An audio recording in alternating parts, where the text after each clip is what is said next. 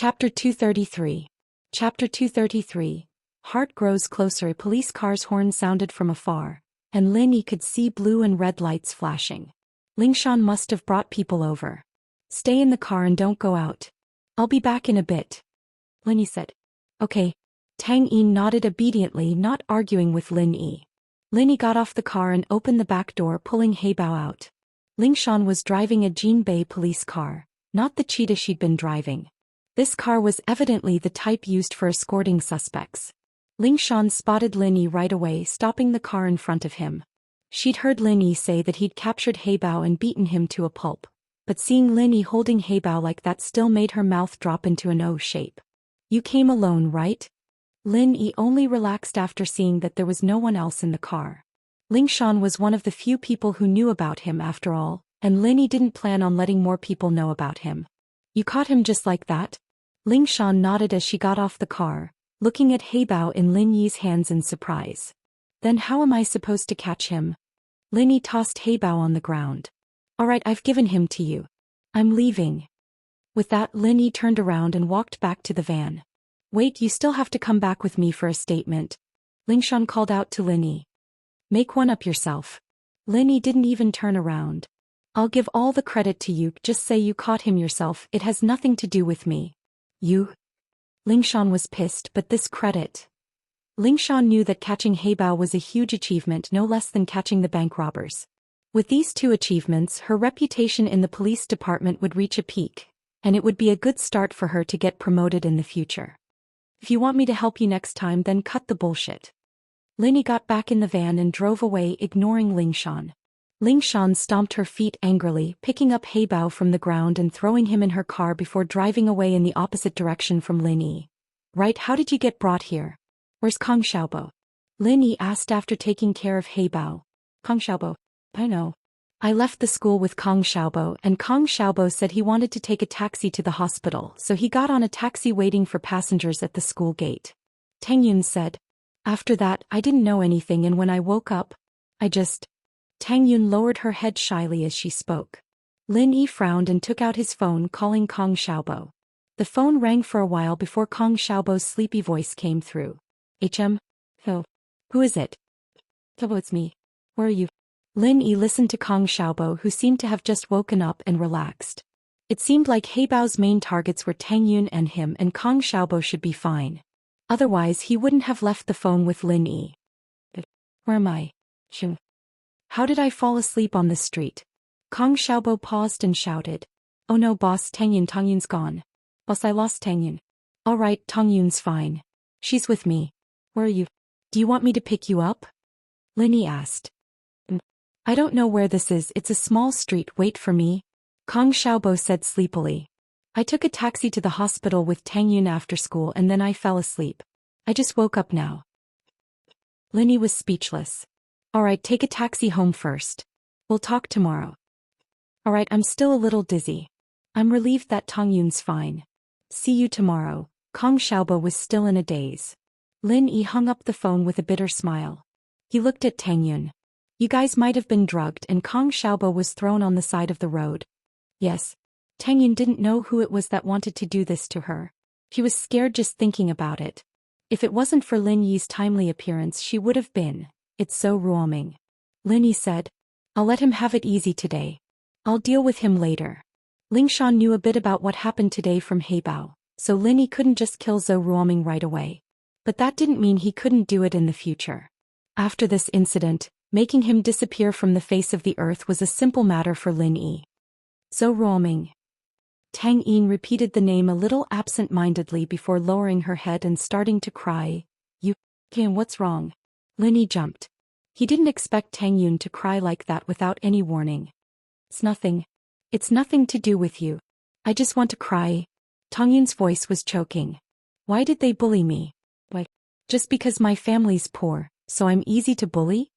Lin Yi sighed softly. Tang Yun's heart must have been suppressing this for a long time, and it only exploded today. This was a young girl complaining about the unfairness of her life. Wasn't Tang Yun's family the same? Mother and daughter were bullied even when they had a barbecue stall. What about other things? It was the same in school. Why would Zhou Ruoming go after Tang Yun instead of Meng Yao and Yushu? He knew that nothing would happen if he bullied Tang Yun, but if he bullied Meng Yao and Yushu things would get out of hand. It won't happen again. Lin Yi patted Tang Yun's shoulder. He wanted to hug her but hesitated. Just as he was hesitating, Tang Yun leaned into Lin Yi's embrace and started sobbing. Lin Yi didn't reject this time. He hugged Tang Yun's shoulder and let her cry in his arms. Perhaps Tang Yun didn't think that much, she just wanted someone to cry on. Indeed, Tang Yun didn't think too much at the moment. Leaning into Lin Yi's embrace was just to make herself feel more at ease. I'll send you home? Lin Yi asked after Tang Yun calmed down. Tang Yin was startled as she broke free from Lin Yi's arms abruptly, turning her head away in embarrassment as she let out a soft "N." Lin Yi smiled, started the car and drove towards the slums. Chapter 234. Chapter 234. Mrs. Tang's misunderstanding. Lin Yi parked the car at the spot he always parked in the slums. I'll be leaving? Tang Yun was still a little embarrassed to face Lin Yi. Her crazy actions made her feel ashamed. I'll drive you. Lin Yi locked the car and got off with Tang Yun. Lin Yi looked at the tattered Tang Yun and took off his uniform, handing it to Tang Yun. Can you wear mine? Tang Yin hesitated but didn't reject him. She was fine in the car, but now that she was back in the slums, she didn't know what people would think if they saw her dressed like this. Tang Yun took off her tattered uniform and passed it to Lin Yi. She quickly put on Lin Yi's uniform. The moment she changed, Tang Yun was only wearing a tight tank top. Lin Yi's heart skipped a beat. An 18-year-old girl had already matured to perfection. He didn't think that a run-down place like the slums could nurture a beauty like Tang Yun. Compared to Meng Yao's thin figure and Yushu's plump figure, Tang Yun's figure was the most perfect. He didn't know how she managed to grow it. Lin Yi thought. Tang Yun was wearing Lin Yi's uniform. Although the style was different for boys and girls, it wasn't too obvious at night. It was just a little loose. She turned around after putting on her clothes, only to see that Lin Yi wasn't wearing anything on his upper body. It's almost summer. It's not hot. It's fine. Lin Yi smiled casually. You wear mine? Tang Yun was touched and embarrassed at the same time. Wear yours. Lin Yi paused. Putting aside the question of whether or not he'd be able to wear it, the girl's fragrance alone was enough to intoxicate him. Then you should wear it. You'll catch a cold. Tang Yun remembered that Lin Yi wouldn't be able to wear her own clothes. Although there were a lot of naked men in the slums during the summer, Tang Yun was used to them sitting together and playing cards and eating. But it was only spring. Although the weather was hot, no one would be naked at this time of the year. People would think that they were crazy. Lin Yi put Tang Yun's clothes on him. The intoxicating fragrance from the clothes intensified. Lin Yi's heart skipped a beat. He didn't know why, but he reached out to grab Tang Yun's hand. Tang Yun's body froze when Lin Yi grabbed her hand. She wanted to shake it off, but she didn't want to. Her palms were wet with sweat as her breathing quickened. It was Tang Yun's first time being held by the opposite sex. It was the second time. The first time was when she was harassed by Li Erlin and when Lin Yi pulled her into the car. But she didn't think too much about it. Tang Yun felt as if she was being electrocuted. She was nervous and excited. Was this the feeling of first love? Tang Yun was a bit lost. Her mind was blank as Lin Yi pulled her hand and slowly walked forward. The two of them walked side by side in the old alley of the shantytown without a word. They looked like a couple returning home at night. Tang Yun snapped back to reality when they were almost home. She didn't know where she got the strength from, but she pushed Lin Yi's hand away and raised her head. I'm almost there. Should we go back? Since we're already here, a few more steps won't matter. Lin Yi smiled and continued walking. Oh, Tang Yun thought. What did he mean by a few more steps? Her mother would definitely misunderstand if they were to go back like this. But would it be a misunderstanding? The two walked closer and saw that Tang Yun's house was brightly lit. Even the lights in the yard were lit. Tang Yun was confused. Why would the usually frugal family light up the yard for no reason? She walked 2 steps closer and saw her mother standing at the door, looking around anxiously. Tang Yun subconsciously called out, "Mom," but she regretted it after yelling. Lin Yi was still next to her. Although the two had let go of each other, they were still together at this late. Tang Yun wanted Lin Yi to walk her to the door and then leave. That way her mother wouldn't be able to see him, but now, "Yin, you're back." Mrs. Tang was surprised and happy to see Tang Yun return. You scared me to death. You're finally back. Ah? What are you? Tang Yun didn't know what was going on. You didn't go to the hospital after school and you didn't go home. I asked Lu Xinwen but she didn't know either. I was so worried that I called the police, but they said that you haven't been missing for long enough. There's nothing I can do. I can only wait here. Finally you're back. Mrs. Tang nagged. She suddenly saw Lin Yi beside Tang Yun. She paused and awkwardly said, So you went out to play with Lin Yi? It's okay. Next time you go out to play give me a call. Don't make me so worried. Mom, I didn't go out to play. Tang Yin explained, subconsciously embarrassed. Lin Yi sighed. He wanted to stop her but it was too late. If Tang Yun were to tell Mrs. Tang about what happened tonight, it would definitely scare the hell out of Mrs. Tang. He wanted her to play along with Mrs. Tang's words, but it was impossible now. All right. You didn't go out to play, okay? You guys went to school together.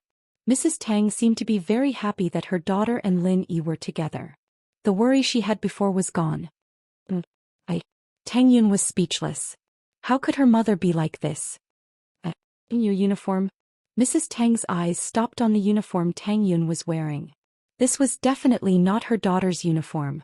She saw her daughter's uniform every day, how could she not know? The uniform looked similar from afar but the style was different. Most importantly, it was a size bigger than her daughter's uniform. Whose uniform was Tang Yun wearing? She then turned to look at the clothes Lin Yi was wearing, only to find that it was a torn school uniform. It seemed to be her daughter's, wasn't it? Mrs. Tang was shocked. You and Lin Yi. You, after all, her daughter was wearing Lin Yi's uniform, and Lin Yi was wearing her daughter's uniform. Could it be that the two of them? Mrs. Tang's heart skipped a beat as she thought of something bad. She approved of her daughter going out with Lin Yi, but it didn't mean that Mrs. Tang approved of them having a relationship so early. Mrs. Tang wasn't stupid. She knew what Xiaofan was going through. Mom, don't think too much. Tang Yun knew that her mother was thinking the wrong thing. She glared at Lin Yi. Why aren't you leaving? Chapter 235. Chapter 235, Tang Yin's prank.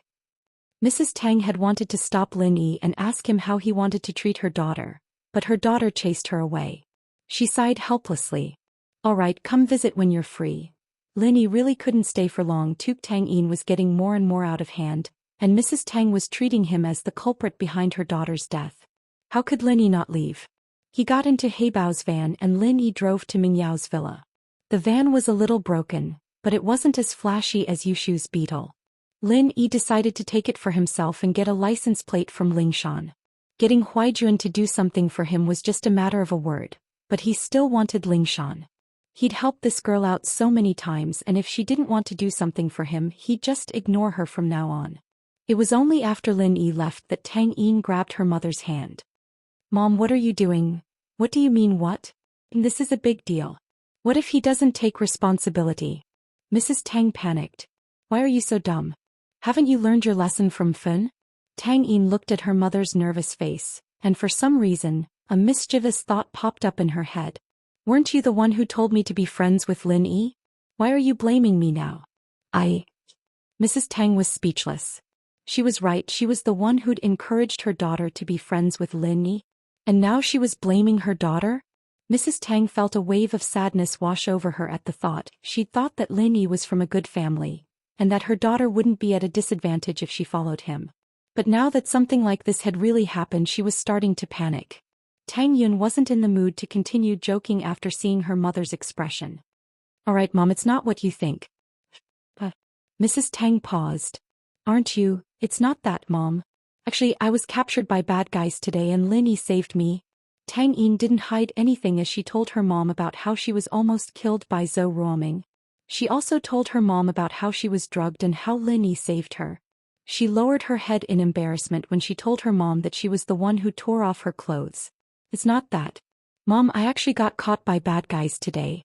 Lin Yi saved me, Yin. Mrs. Tang was shocked and angry at the same time when she heard that Zhou Ruoming almost killed her. She hugged Tang Yin. It's all Mom's fault, I can't protect you.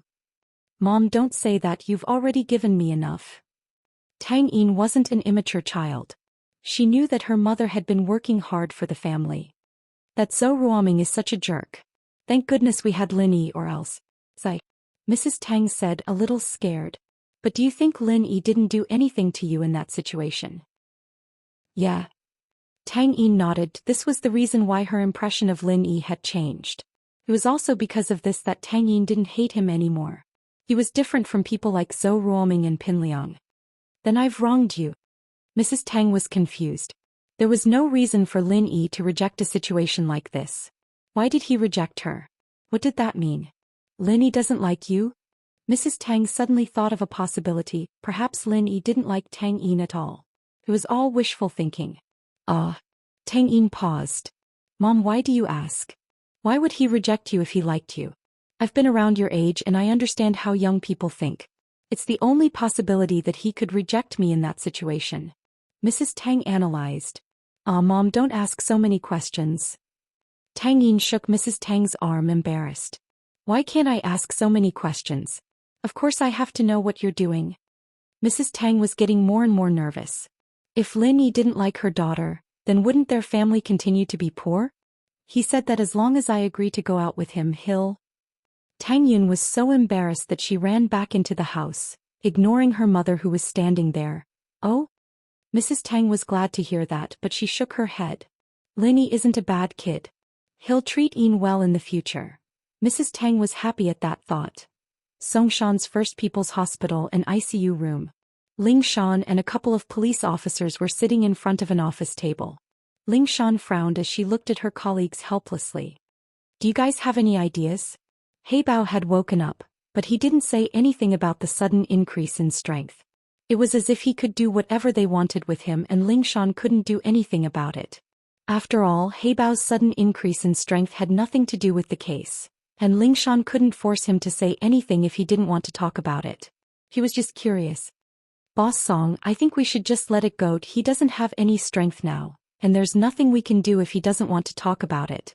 This has nothing to do with the case and we'll just send him back to the jail and close the case. A subordinate suggested. He was making sense after all, and Ling Shan couldn't look into things that had nothing to do with the case. Just as Ling Shan was struggling, a police officer came running out of the room. Captain Song, he said. He said? What did he say? Ling Shan asked. He said that he used some kind of pill a long time ago and that he could use it to push his strength to its peak anytime he wanted, but it wouldn't be long before he returned to normal. The officer said. He Bao wanted to sleep and I got annoyed with him, so he told me. Ling Shan's face darkened upon hearing the report. Saying something like that was as good as not saying anything at all. There was no value in it. But He Bao really wasn't lying. He did use a similar pill a long time ago and he could use it with his sex arts to make his strength explode. Ling Shan thought about how weak He Bao was right now and decided to believe him. There was nothing she could do about it. He Bao had indeed been crippled by Lin Yi, and if it weren't for the fact that he'd lost a level, she wouldn't believe that Lin Yi was that strong. Chapter 236. I'm looking for thief. Lin Yi parked the van in front of Meng Yao's villa, right next to Yushu's beetle. The beetle was suitable for carrying Meng Yao or Yushu out on business, but the van had a lot of uses. Lin Yi was planning on going to his room to change his clothes after entering the villa, but Meng Yao and Yushu were watching TV in the living room. They froze when they saw Lin Yi walk in. Lin Yi, what are you doing? Acting like a gangster? Meng Yao looked at Lin Yi, confused. Didn't you invite Pin Liang for dinner? What happened to you? Don't talk about it, I'll change my clothes first. Lin Yi said as he walked to his room. That guy wanted to mess with me, he got someone to teach me a lesson and now I'm like this. Lin Yi didn't want to talk too much about Tang Yin's situation, only saying that Pin Liang wanted to get someone to deal with him, and that's why his clothes were like this. Yushu looked at Lin Yi's back, confused. Meng Yao, on the other hand, wasn't paying attention to Lin Yi at all. Lin Yi took off Tang Yin's uniform, wanting to throw it away, but decided to put it in the closet after some hesitation.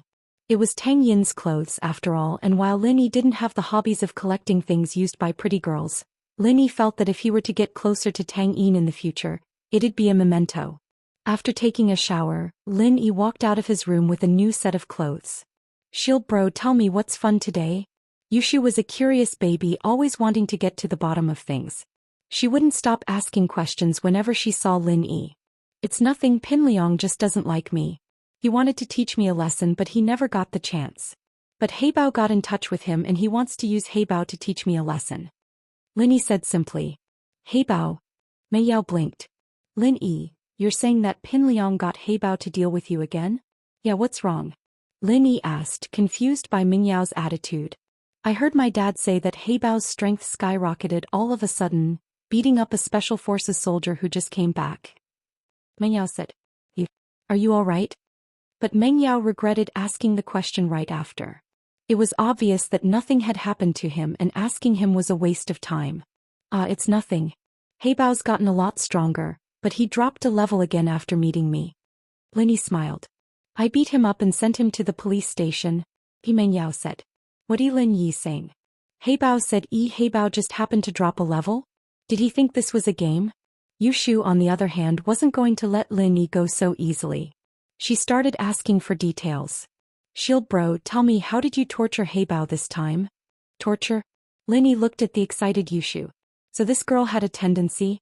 Lin Yi of course couldn't tell her the details, but who didn't know how to bullshit? Yushu couldn't believe her ears as she listened to a random scene of a fight. Alright Shu, let's go to bed. Don't listen to violent stuff all the time, it's bad for your soul. Meng Yao wasn't too interested in what Lin Yi was talking about. She wasn't as curious as Yushu was. Heibao's life or death had nothing to do with her. But I like it, Yao Yao. Sounds like a storytelling. Yushu said. Alright, I'm done. It's time to sleep. It's not pretty if you don't get enough sleep. Meng Yao said. I'm going up. You can listen if you want. With that, Meng Yao turned around and went upstairs. Yushu stuck her tongue out at Lin Yi. Shield bro, tell me another day then. Another day? I don't have time. Lin Yi shook his head. He didn't have the time to tell a story to a curious child. The clothes you're wearing today aren't yours. Hee hee. With that, Yushu ran after Meng Yao. Wait for me, Yao Yao. Lin Yi paused, a bitter smile on his face. He'd thought that the toilet paper incident and Yushu were even. He'd seen her asking for toilet paper at school, so she wouldn't use the word toilet paper to threaten him anymore. They were pretty much the same after all. What he didn't expect was that the toilet paper incident was followed by a school uniform incident right after that. This girl's observation skills weren't just average. With a shake of his head, Lin Yi went back to his room. In the North District, in a two-story building, a blood-curdling scream came from within. This was something Lin Yi hadn't foreseen. Originally, Lin Yi just wanted to throw Pin Liang up there and let Zhou Ruoming pretend that Pin Liang was Tang Yun in the dark, kissing him to disgust him. But things changed quickly and Pin Liang's tragedy was even worse. Zhou Ruoming didn't expect that the more nervous he was, the more useless he became. He took 2 pills but there was no reaction at all. In a fit of rage he blamed everything on Tang Yun. He thought that it was because Tang Yun was Lin Yi's girlfriend, and it made him feel like he was using second-hand goods. That was why he wasn't interested at all. This triggered Zhou Ruoming's anger. He grabbed his belt and was about to teach Tang Yun a lesson. And so, after Zhou Ruoming ran in, he started whipping Tang Yun on the ground with his belt. After hearing Pin Liang's blood-curdling scream, he realized that something was wrong. The next morning, Lin Yi was woken up by his phone ringing. He thought it was Kong Xiaobo, but it was an unknown number. Hello. Lin Yi picked up. The person on the other side of the phone was silent for a while before asking carefully, Are you the great thief? Huh. Lin Yi was stunned. What great thief? You dialed the wrong number. With that, Lin Yi hung up. Sun Jingyi looked at the phone, confused. She didn't dial the wrong number, did she? Could it be that the identity of Daoist was a secret, and he didn't dare to reveal it, so he rejected her directly? It seemed like that was the only possibility. But Sun Jingyi didn't have anyone suitable to help her right now. She could only dial Lin Yi's number. Lin Yi saw the same number and didn't want to pick it up, but the phone kept ringing. Lin Yi had no choice but to pick it up. Hello? Didn't I tell you that I dialed the wrong number? Are you done? Chapter 237. Half of the man's offer no. Lin Yi wanted to cuss. Was there something wrong with her getting up so early in the morning? Calling for a thief? Wait. Thief Lin? Wasn't his surname Lin? Who are you looking for? Lin Yi asked. I'm looking for the great thief, Mr. Lin Yi. Sun Jingyi didn't understand why Lin Yi wouldn't admit it. You are. Lin Yi sweated. This call really was for him, but since when did he become a great thief? I'm Sun Jingyi. Do you remember that day at the floating cloud bar? Sun Jingyi was afraid that Lin Yi would hang up again, so she blurted it all out in one breath. Oh, so it's you. The image of Sun Jingyi's elegant and mature figure appeared in Lin Yi's mind. What's up? I want to ask you to come out of retirement. Sun Jingyi said carefully. Come out of retirement? Don't tell me you're still pretending to be your boyfriend? Lin Yi was startled. This Sun Jingyi was pretty interesting, coming up with the phrase, come out of retirement.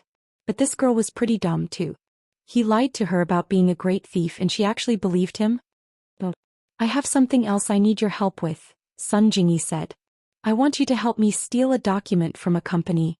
Steal a document? Lin Yi was startled. Did this girl really think of him as a great thief? Steal a document? Yes, Lin Yi, can you help?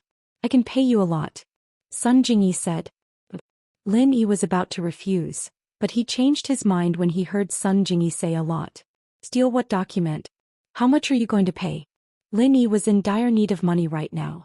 Although Pingzhan had given Lin Yi a credit card with unlimited overdrafts, Lin Yi always felt like he was living off a woman. Moreover, Lin Yi didn't know how to spend the money as he pleased. For example, Lin Yi could use his own money to pay for Xiaofan's medical fees, but if he used his credit card, it would be troublesome if Faubert asked about it.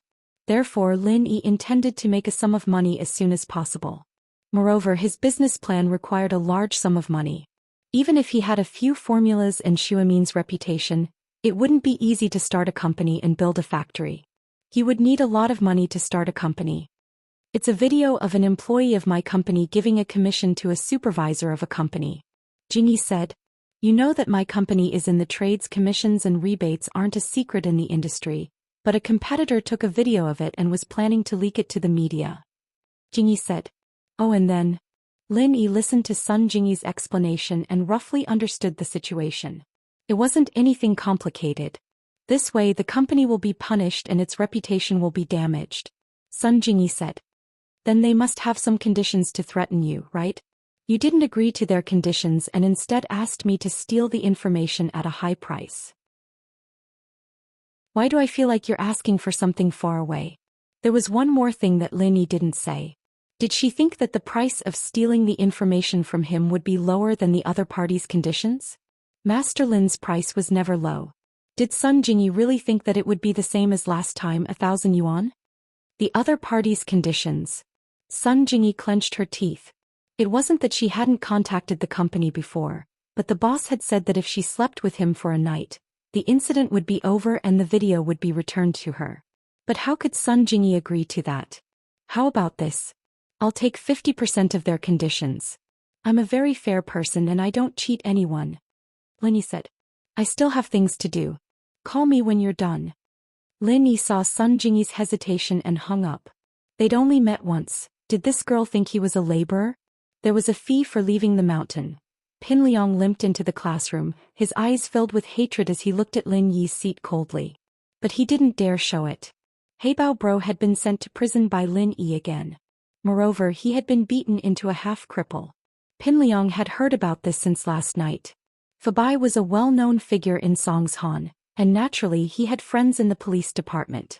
He didn't know how Lin Yi beat up Heibao Bro and sent him to prison, but Lin Yi's strength was not to be underestimated. Heibao Bro had reached the peak of the late phase of the golden class, and could even walk on walls, but he was defeated by Lin Yi again. Just how strong was Lin Yi? If he didn't take revenge, he wouldn't be a man. The humiliation Pin Liang had suffered last night was something he would never be able to remember for the rest of his life. And it was all thanks to Lin Yi. Lin Yi, as soon as I get the chance, I'll make you regret being born into this world. Pin Liang clenched his fists. Boss, I'm really sorry for last night. I couldn't take care of sis-in-law Tang Yun. Kong Xiaobo blamed himself. It's not your fault. There's probably something wrong with that taxi. Lin Yi said, oh right, how are you? Are you okay? I'm fine, they probably didn't do anything to me. Kong Xiaobo said, oh right boss, what happened after you and Pin Liang had dinner yesterday? Why is he limping today? Hemorrhoids. Lin Yi's eyes widened in shock. Was this so Ruoming blind? Did he think that Pin Liang was Tang Yun? How else could it have this effect? Lin Yi speculated maliciously.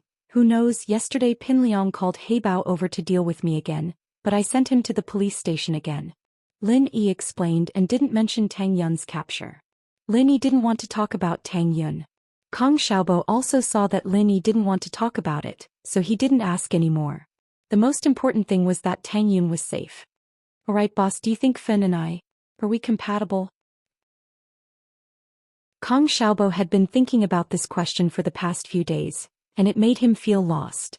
If it was love at first sight, it would be more accurate to say that Kong Xiaobo fell in love with Fin's beauty. Although it wasn't as beautiful as Tang Yun, it was enough to shock Kong Xiaobo. After knowing what happened to Fin, Kong Xiaobo felt pity for this girl from the bottom of his heart. Especially when he saw Fin's helpless and pitiful expression, it gave Kong Xiaobo the urge to protect her for the rest of her life. This was also the reason why Kong Xiaobo was so passionate these past few days. 18 years old was an age where one could go through fire and water for love. But after the impulse, Kong Xiaobo had to think deeply about his and Fin's future. Chapter 238. Tang Yun has a date. Kong Xiaobo wanted to know if he really liked Xiao Fin, or if it was just a moment of impulsiveness. So he asked Lin Yi for advice. It's too early to think about this. Lin Yi naturally knew what Kong Xiaobo was conflicted about. He patted his shoulder. Right now, it's not about whether you two are compatible or not. It's about whether Xiao Fin will accept you or not. That's right.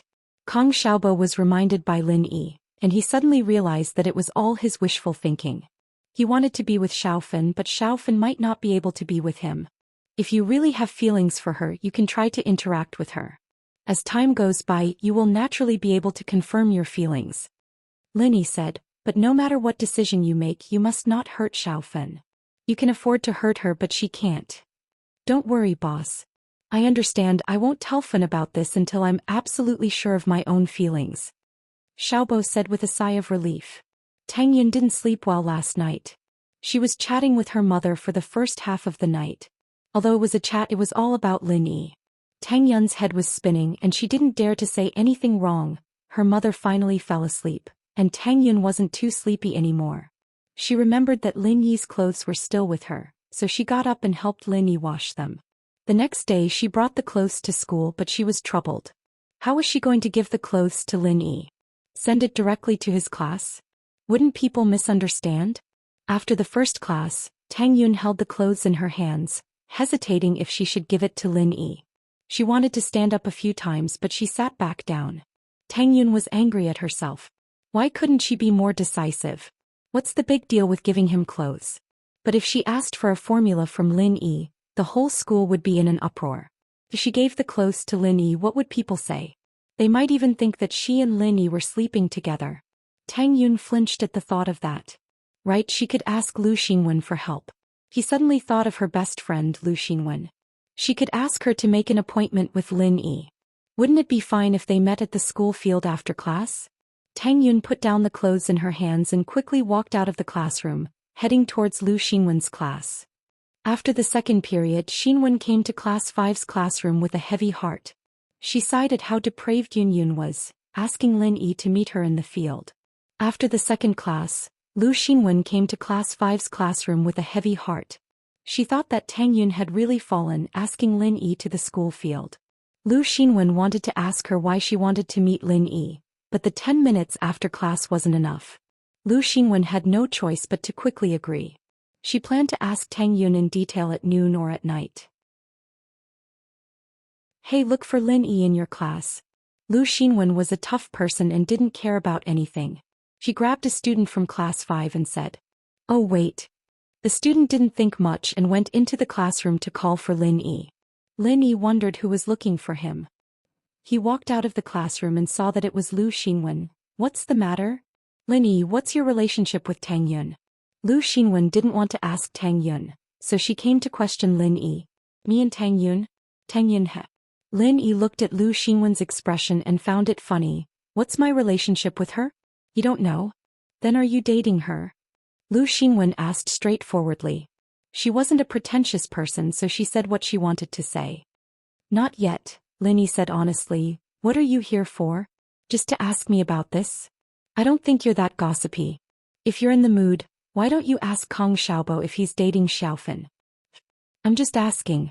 Xinwen curled her lips, but let out a sigh of relief when she got Lin Yi's reply. From what she could see, Lin Yi didn't seem like someone who liked to lie. He was a man of his word and he wouldn't lie to people about small things like this. Then it's fine. If there's nothing else, I'm going back. Lin Yi rolled his eyes. Was this girl crazy? Why did she come to ask about this after class? Even Tang Yun's mother wasn't as gossipy as her. Wait, Tang Yun asked you to wait for her under the tree on the left side of the field after the 4th period. Lu Xinwen said and left without waiting for Lin Yi's reply. Under the tree on the left side of the field? Lin Yi rubbed his nose. Was this the first time Tang Yun asked him out? Back in the classroom, Kong Xiaobo couldn't wait and asked, Boss, I saw Lu Xinwen looking for you, what's up? Don't worry, Xiaofan is fine. It's my problem. Lin Yi could guess what Kong Xiaobo was thinking. One sentence was enough to make him feel at ease. Hearing that it wasn't Xiaofan's problem, Kong Xiaobo nodded and didn't ask any more. During the exercise break, Lin Yi saw Zhou Ruoming sitting under the basketball hoop with a sad face. The 4th-year students didn't need to participate in the exercise break, so the school didn't restrict these students.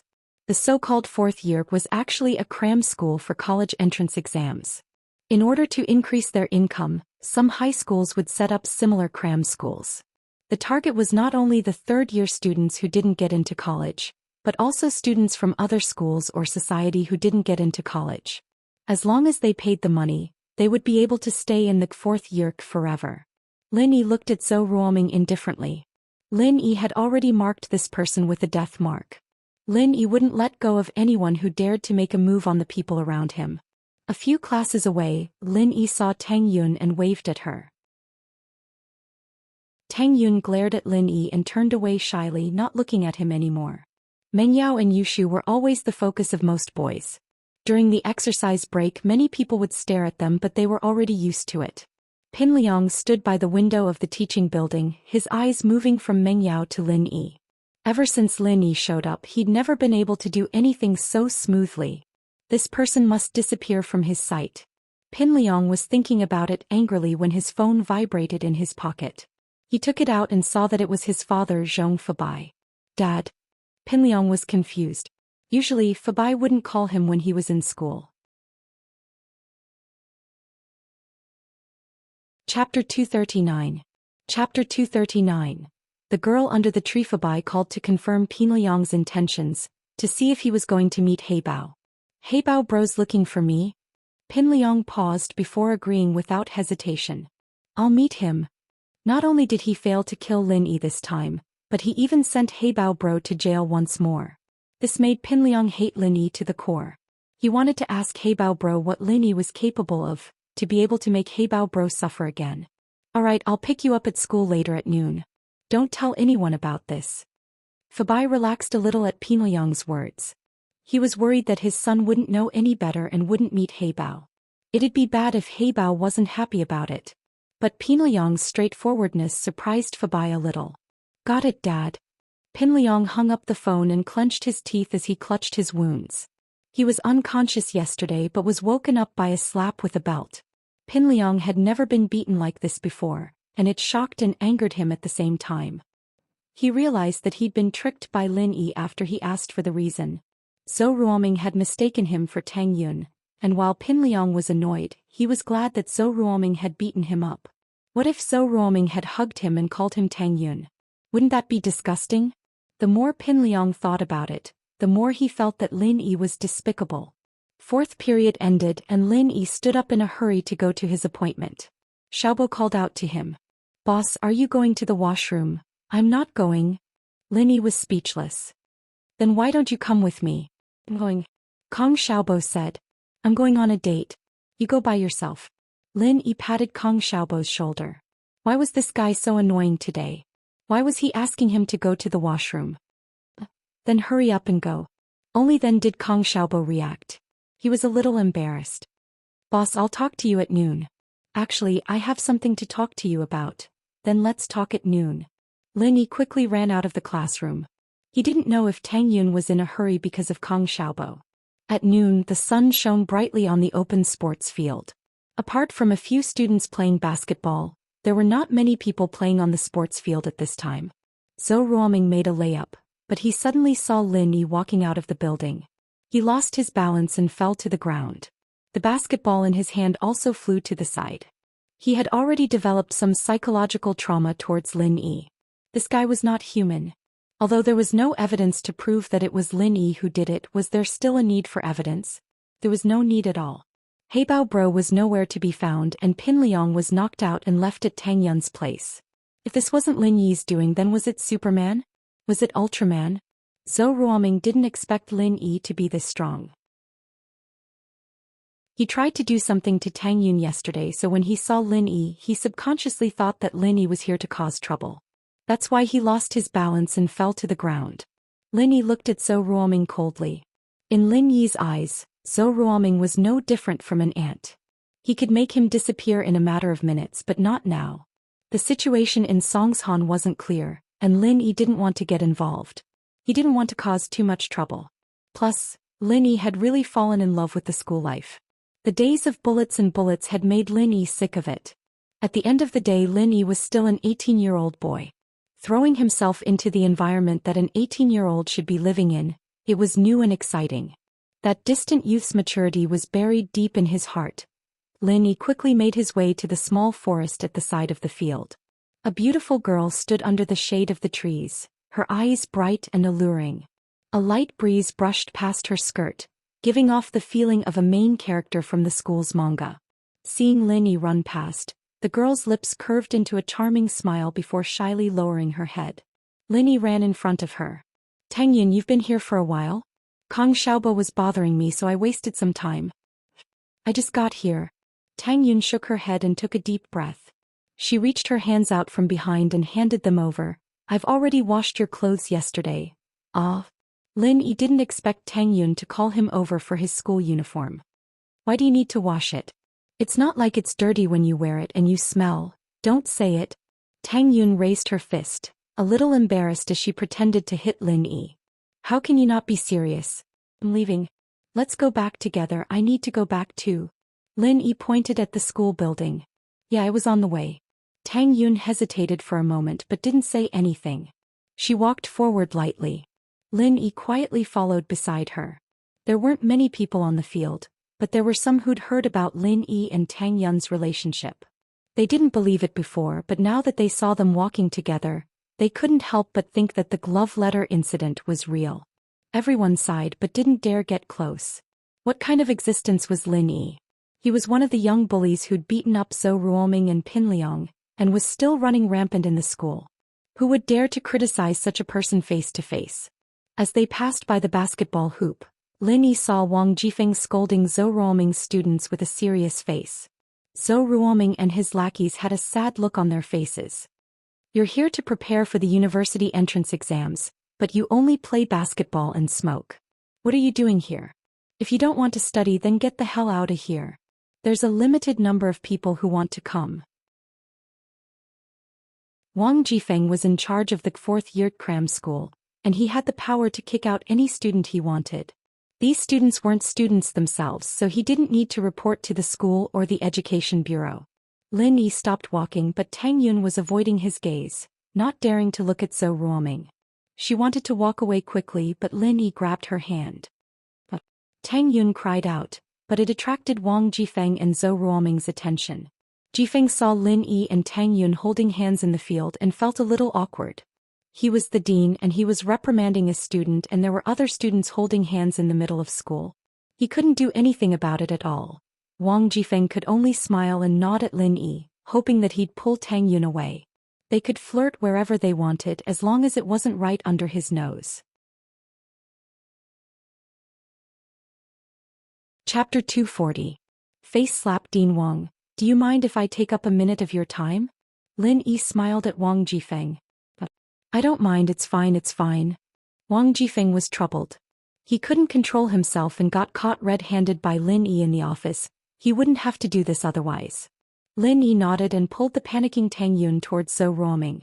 Tang Yun tried to pull her hand out of Lin Yi's grasp, but she wasn't as strong as he was.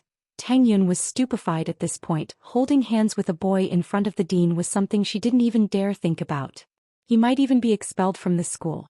But the dean didn't seem to notice it at all. He was still treating Lin Yi with that kind, friendly face of his. Truth be told, Tang Yun was afraid of Zhou Ruoming from the bottom of her heart. It was a fear that came from the heart. Zhou Ruoming did things without a care in the world, and she didn't know what Zhou Ruoming would do to her next. But she didn't feel that way towards Lin Yi, not in the past and definitely not now. Slap. A loud slap landed on Zhou Ruoming's face. Wang Jifeng was shocked, and so were Zhou Ruoming's lackeys. Even Tang Yun looked at Lin Yi in disbelief. Did he just slap Ruoming in front of the dean? Zhou Ruoming's eyes were filled with hatred and fear after the shock. Zhou Ruoming was truly afraid of Lin Yi. The kid was too ruthless, and not just any normal kind of ruthless person. I slapped you to wake you up. Tang Yun is my woman. If you try anything on her again, I'll make you disappear from this school. Lin Yi's words were ambiguous. Disappear from the school. Lin Yi's intention was to make him disappear from the face of the earth. Overbearing. Arrogant. Arrogant. This was the evaluation of Lin Yi by the students who saw this scene. Who would dare to slap someone in the face in front of the head of teaching? Who would dare to do it? But Lin Yi did it, and Wang Jifeng didn't say a word. Not only that, Lin Yi said that Tang Yun was his woman in front of Wang Jifeng. Since the founding of Songshan's first school, no one had ever dared to do that. Even the legendary head of the Big Four bullies wasn't as arrogant as Lin Yi, right? Tang Yun's face was a little red, she was a little angry, but there was also a trace of happiness in her heart. Lin Yi was calling her his woman in front of the dean? This crazy thing made Tang Yun, who had always been a good girl in school, suddenly feel a trace of rebellious joy. Alright, Mr. Wang, you can continue. I think these guys are asking for a beating, don't you think so? Lin Yi said to Wang Jifeng after slapping Zhou Ruoming. It was as if the slap wasn't from him. Ha! Wang Jifeng laughed dryly. He wasn't in the mood to scold Zhou Ruoming anymore. He waved his hand and let them leave. Lin Yi also pulled Tang Yun towards the school building. Let go of me. Tang Yun came back to her senses after 2 steps. She quickly swung her arms, trying to break free from Lin Yi's hand. Lin Yi was afraid that she would run away, but now he wasn't afraid anymore. He let go of her hand. Why did you say that I'm your woman? Tang Yun's eyes widened as she looked at Lin Yi. What do you want me to do in the future? How embarrassing would that be? I just want you to see that there's nothing to be afraid of with Zhou Ruoming. Lin Yi didn't answer the question directly. I can feel your fear of him, so I'm using my actions to tell you that I can beat him up anytime I want, even in front of the dean. I'm not afraid of Zhou Ruoming at all. Tang Yun froze. She didn't think that Lin Yi would do this for this reason. He felt touched. Now that she thought about it, Zhou Ruoming didn't seem as scary as before. An evil man was pushed down from his pedestal by Lin Yi. An evil man who could be slapped in the face by Lin Yi at any time, but didn't dare complain. Was he still an evil man? Tang Yun didn't agree with Lin Yi's use of violence, but there was a saying that bad people needed to be beaten by bad people. But you can't say that in front of so many people. I'm a girl, not like you, shameless. Although Tang Yun was touched, she didn't want to change her words. Lin Yi didn't reply. Let's go, class is about to start. Okay? Tang Yun didn't refute. She didn't know why, but she didn't reject Lin Yi anymore. Even if Lin Yi said that, Tang Yun didn't feel any disgust. Right, yesterday. You helped me expel the drug from my body. How did you do it? Tang Yun didn't have time to ask because she was in a rush yesterday. She remembered it today and quickly asked. That it's a type of Chinese massage. It's similar to acupuncture. Lin Yi naturally wouldn't explain the art of dragon mastery and energy. Tang Yun wouldn't understand even if he did. If that's the case, then Lin Yi, can you cure Xiaofan's illness? Tang Yun was thinking about this question yesterday. Although she didn't know where Lin Yi learned his medical skills from, it had been verified twice. It was effective. The first time was when Xiaofan's illness acted up, and the second time was when he detoxified her yesterday. This meant that Lin Yi was quite capable. So Tang Yun thought that if that was the case, could Lin Yi cure Xiaofan's illness? It should be possible, but not now. Lin Yi didn't have any medicine to stimulate the nerves. He only had some that his old man used to strengthen his body. Lin Yi didn't bring it with him. Xiaofan's leg needed acupuncture and medicine to recover. Acupuncture alone wouldn't have much effect. Tang Yun thought that Lin Yi's medical skills weren't good enough to cure Xiaofen's illness. She nodded in disappointment. The bell rang. Lin Yi and Tang Yun quickened their pace. When they were about to reach class 9, Tang Yun suddenly quickened her pace. She probably wanted to increase the distance between her and Lin Yi. Lin Yi smiled and didn't follow. He waited for Tang Yun to enter the classroom before he quickened his pace back to his own class. "Boss, you were so cool just now." Kong Xiaobo turned around and gave Lin Yi a thumbs up the moment he sat down. "What do you mean?" Lin Yi was startled. "Did this kid see something? I was in the corridor just now. I saw you slap Zhou Ruoming in front of Director Wang. Boss, you're amazing." Kong Xiaobo was impressed. "No one else saw it, right?" Lin Yi frowned. He didn't expect Kong Xiaobo to see it. "No, it was just me," Kong Xiaobo nodded. Chapter 241. Are you sure you want half? It's about Xiaofen, Kong Xiaobo said. "What, you've thought it through?" Lin Yi was surprised. He didn't expect Kong Xiaobo to think it through so quickly. "That's not it." Kong Xiaobo shook his head in embarrassment. "This kind of thing naturally has to be carefully considered. I want to get in touch with Xiaofen first. What I want to tell you is that I want to earn money for Xiaofen's treatment." "That's not it." Xiaobo shook his head, a little embarrassed. "Things like this have to be carefully thought. I want to talk to Fin first. What I want to tell you is that I want to earn money for Fin's treatment." "That's not it." Kong Xiaobo shook his head in embarrassment. "This kind of thing naturally has to be carefully considered. I want to get in touch with Xiaofen first. What I want to tell you is that I want to earn money for Xiaofen's treatment." "You want to earn money for Xiaofen's treatment?" Lin Yi was startled as he looked at Kong Xiaobo in disbelief. Is this kid really that great? The environment Lin Yi grew up in and the training methods of his two mentors made him a cold person. He'd ignore things that didn't concern him. If it wasn't his or his friends' matters, Lin Yi wouldn't care at all. "Yeah." Kong Xiaobo nodded. "Boss, do you know of any places to work? You're about to take the college entrance exam and you're still going to work." Lin Yi didn't know whether to laugh or cry at Kong Xiaobo's words. "The college entrance exam isn't really much. Since I have money, I'll just spend it. Many universities are affiliated with each other." Kong Xiaobo sighed. "Boss, with my results, it's impossible for me to get into a good university. It'll be hard for me to find a job after I graduate from a third-rate university." Lin Yi nodded. Kong Xiaobo's words made sense, but they weren't completely correct. But that salary isn't even enough to pay for Xiaofen's treatment, let alone the affiliated school. Lin Yi wasn't trying to attack Kong Xiaobo, but that was how the labor market was. A salary of 2,000 to 3,000 a month was already considered high. Kong Xiaobo was a little disappointed by Lin Yi's words. He had to admit that Lin Yi was right. The money he earned from working was just a drop in the bucket. "My grandfather is old-fashioned. If he had opened a pharmaceutical factory, I wouldn't be like this. My second grandpa's family has registered the patent for the prescription, so I can't even sell it now." Heh. Lin Yi didn't say anything, but a plan was brewing in his mind. During the lunch break, Lin Yi and Kong Xiaobo were having lunch in the school cafeteria. Lin Yi received a call from Sun Jingyi again. "Lin Yi, have you thought it through? Can you help me?" Sun Jingyi's voice sounded a little anxious. If it wasn't an emergency, she wouldn't be in such a hurry. "Miss Sun, I think it's you who hasn't thought it through. Do you agree to my conditions?" asked Lin Yi. "Your conditions?" Sun Jingyi suddenly remembered that the conditions Lin Yi said in the morning were half of the other party's conditions. At that time, Sun Jingyi thought he was joking, so she didn't take it seriously. Now that she heard Lin Yi still say this, she asked curiously, "Are you sure?" "I'm sure. I'm honest."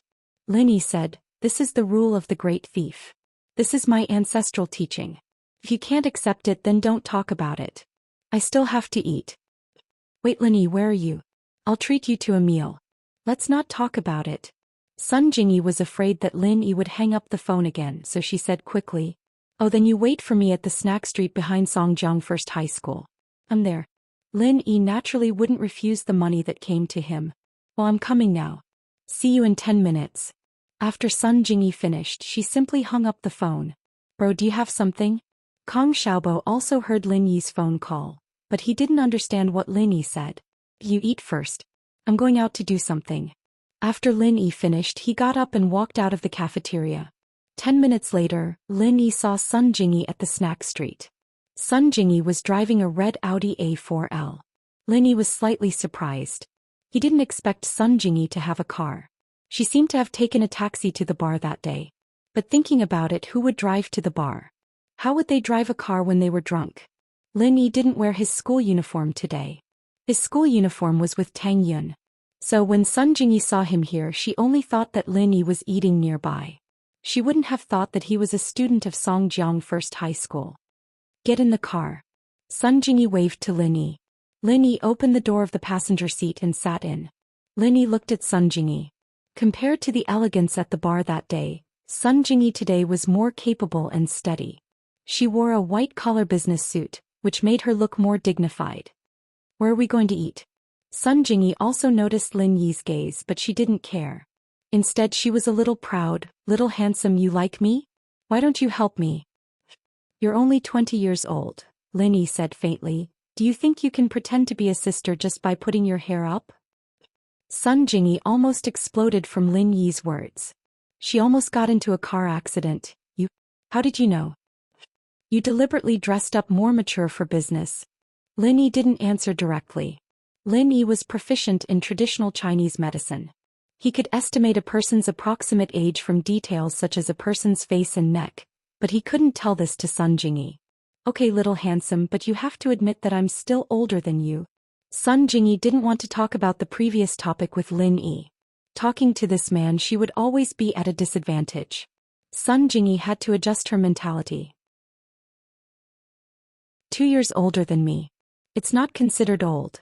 A woman 3 years older can carry a golden brick. You're not even 3 years older. Lin Yi shook his head. Your age is very awkward. You're neither too old nor too young. It happens to be in the range that I'm not interested in. Sun Jingyi's eyes widened. Isn't this guy's words too irritating? You're not interested if you're not 3 years older or 2 years older. Tell me, what do you want to help me? Sun Jingyi clenched her teeth. If she didn't really have something to do with Lin Yi, she would have kicked him out of the car. Help you? It's very simple. I've already said the conditions. It's up to you to agree. Lin Yi adjusted himself to a comfortable position. Sun Jingyi's car should rarely have men sitting in it. The gap in the front row was not big. Do you know what the other party's boss put forward? Sun Jingyi was a little dumbfounded. What conditions? It must be more difficult for you to accept than your so-called high price to invite me out of the mountain. I don't know his price. How do I know if what you give me is a high price? Asked Lin Yi. Then are you sure that you want to take half of the other party's conditions as a reward? Sun Jingyi suddenly thought of a brilliant plan. She blinked her sly eyes like a little fox. Sure. This is the rule set by my master.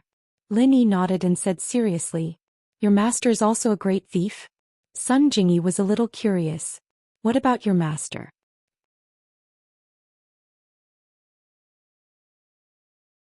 Chapter 242. Chapter 242. Missing something. Sun Jingyi curled her lips, not believing Lin Yi's words. Lin Yi's skills were decent, that much Sun Jingyi believed. Even the heir of the Iron Fist House of Wu had fallen at Lin Yi's hands, and that was a testament to how skilled Lin Yi was. But as skilled as he was, Sun Jingyi didn't believe that Lin Yi's uncle master was the world's best thief. If he was, then Lin Yi wouldn't have been able to survive in a small city like Songshan.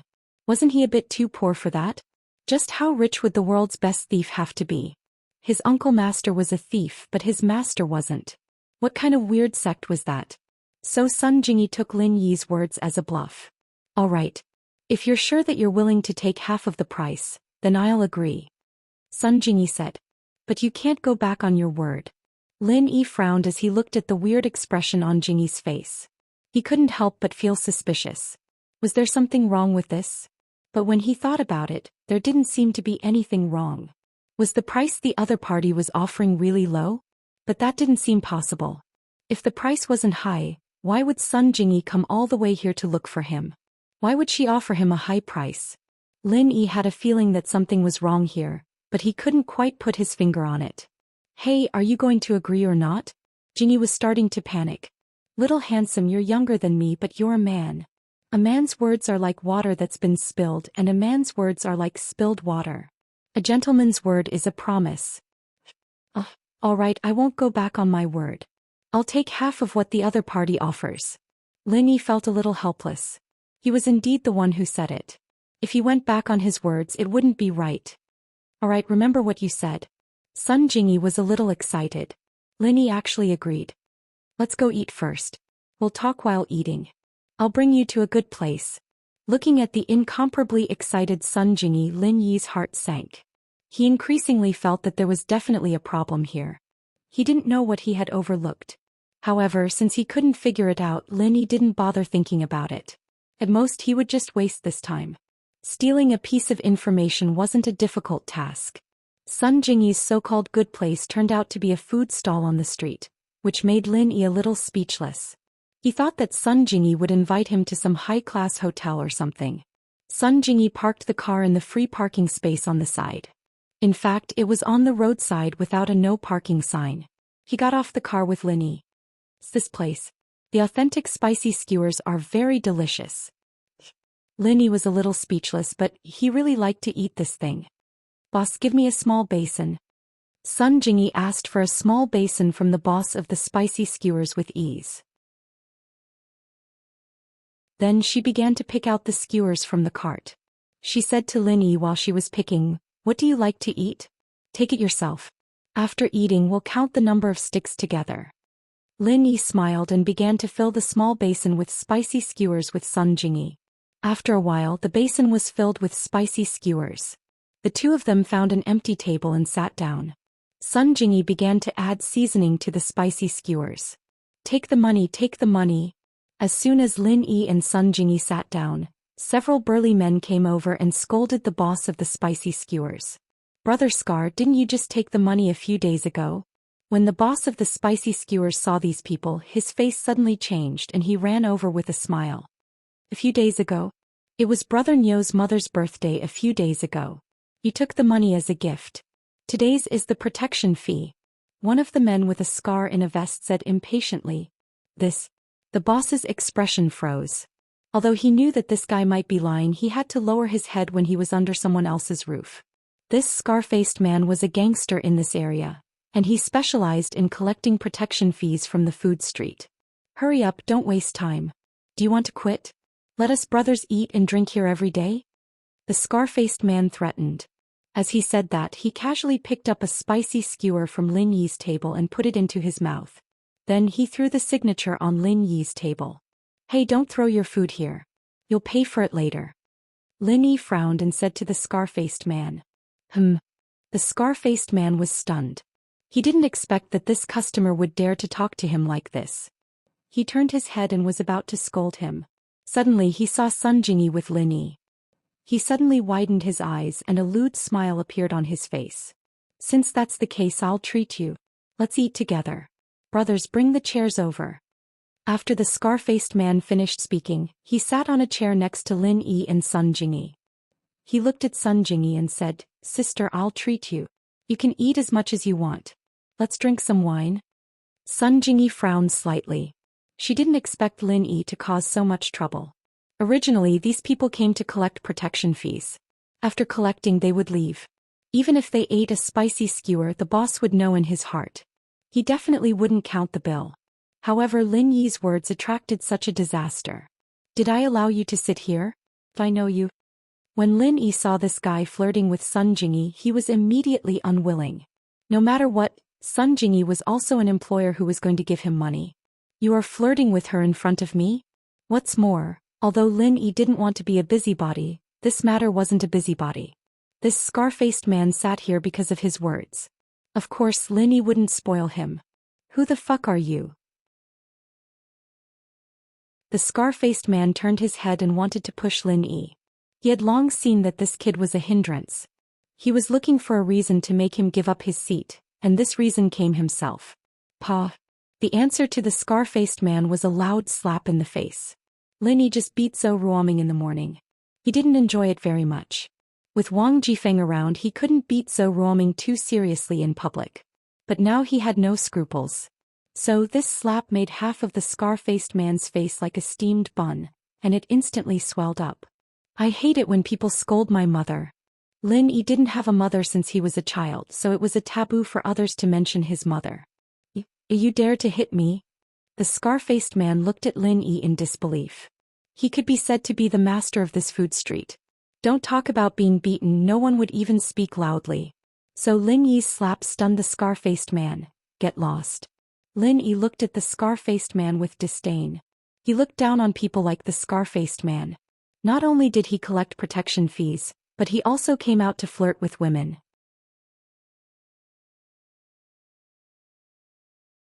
Chapter 243. A strange condition. Bam. Sun Jingyi shrieked subconsciously. She'd brought Lin Yi here to discuss some serious business, but she hadn't expected to run into a bunch of hooligans. If Lin Yi was injured and had his head smashed open, who would help her steal the information? However, it was Scarface who had his head smashed open. The beer bottle had landed in Lin Yi's hands, but there was only half of it left. The other half had exploded on Scarface's head. Scarface was clearly a ruthless person. He didn't cry out even after being hit on the head by Lin Yi. Instead, it made him even more ruthless. He stood up coldly and glared at Lin Yi. Brother, what kind of gang do you hang out with? Don't you know that the North Market is under Scarface's protection? Did you come here to cause trouble? Lin Yi said the same word, but this time he did something else. He threw the skewer that Scarface had finished eating out of the table, stabbing it into the side of his face that didn't have a scar on it. It pierced a hole through the skin of Scarface's face. Ouch! Scarface howled in pain. The nerves in his face were quite dense, and having a hole in his cheek was naturally painful. He hadn't cried out when the beer bottle hit him, but this time he couldn't hold it in any longer. It was too painful. Scarface was a little frightened. The bamboo skewer was light and Lin Yi had casually thrown it and it had stabbed into his cheek. This wasn't something an ordinary person could do. Scarface was a little manly though. He only cried out when the skewer stabbed into his cheek, but didn't cry out afterward. Gritting his teeth, he pulled the skewer out and looked at Lin Yi. Brother, I admit that I'm not as skilled as you, but you have to think of a way out. Don't push people too far. Who's your brother? I'm an orphan. Keep this up and I'll keep stabbing you. Lin Yi said casually, not even raising his head. He was looking down on Scarface. It's a small world. Let's wait and see. Scarface coldly snorted and left behind some ruthless words. If you have the guts, then wait here for me. If you want to call someone, then hurry up. I can't wait. I still have things to do after eating. If you don't come, then I'll leave. Lin Yi wasn't provoked at all. Scarface's provocation didn't work on him. Scarface's expression changed. He waved at the remaining three brothers and quickly left the stall. Brother Scarface, why don't you let us brothers go up? One of Scarface's lackeys called Purple Hair asked. The other party is a tough opponent. He might be a martial artist. You guys will be at a disadvantage if you go up. Scarface was not stupid. Someone who can throw a bamboo skewer into my face is definitely not an ordinary person. When Scarface said this, Purple Hair and the others all nodded in agreement. That's right, then what should we do? Should he just accept this loss like that? How are we going to survive in the food street in the future? Of course we can't just let it go like that. We'll go back and get Guangbro to help us. Scarface said. Yes, get Guangbro and get Guangbro to kill him. Purple Hair said excitedly. We'll go get Guangbro right now. Sun Jingyi was shocked when she heard Lin Yi call himself an orphan. She didn't think that Lin Yi was an orphan. Of course, she didn't think that Lin Yi was joking. No one would joke about their background like that. Of course, this wasn't the only thing that shocked Sun Jingyi. Lin Yi's skills just now. She knew that Lin Yi was very fast. To be able to steal Wu Qintian's wallet, he had to be fast. But Lin Yi was also this fast when it came to fighting. She didn't even see how the bottle in Scarface's hand got into Lin Yi's hand before Scarface's head exploded. And that bamboo skewer could be used as a dart? What kind of person was this? She lowered her head and was about to ask Lin Yi if he knew Kung Fu when she saw that Lin Yi had already buried his head in a bowl of spicy skewers. Sun Jingyi was speechless. He had just beaten someone up. It was so bloody, and now he was eating as if nothing had happened. Right, let's talk about the information you asked me to steal? Lin Yi slowed down after eating more than 20 spicy skewers and said to Sun Jingyi. The other party is a trading company like us. We have similar projects, office supplies and computers, Sun Jingyi explained when she heard Lin Yi's question. But one of our managers gave their supervisor a certain amount of rebates when negotiating with a big company. We don't know how this happened, but someone from the other company filmed it and now they're using it to threaten our company. Oh, is that so? Doesn't their company do things like this? Lin Yi asked as he took out another 2 spicy skewers.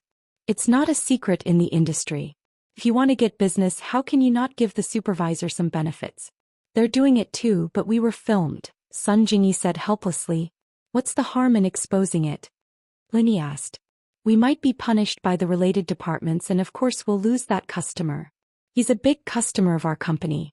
Every year he buys tens of millions of RMB worth of computers and related office equipment from us. If this is exposed, not only will he lose his position as a supervisor, he might even be held accountable by the company. Sun Jingyi said, the most important thing is, which company would dare to work with us in the future? We might be exposed for taking rebates. Who would want to work with this kind of unsafe company? I'm afraid we'll have to close down. It's that serious. Lin Yi didn't know much about business, but after listening to Sun Jingyi's explanation he understood the gist of it. Then what did the other party's company ask for? If they only wanted to attack you as a competitor, they would have released the video already. They wouldn't have waited until you asked me to steal it. That's right. Jingyi nodded. It's not good for us to announce it, but it's not good for them either. After all, it's not like we're the only 2 trading companies in Songshan. There's a lot of them. It's not like we're the only ones in Songshan. It's not like we'll be the ones losing our customers. Tell me their conditions. Lin Yi was interested in this. Their condition is, the boss of that company wants me to be his mistress. Sun Jingyi said. Huh. Lin Yi spat out half a mouthful of spicy skewer. What did you say? Their condition is for you to be his mistress?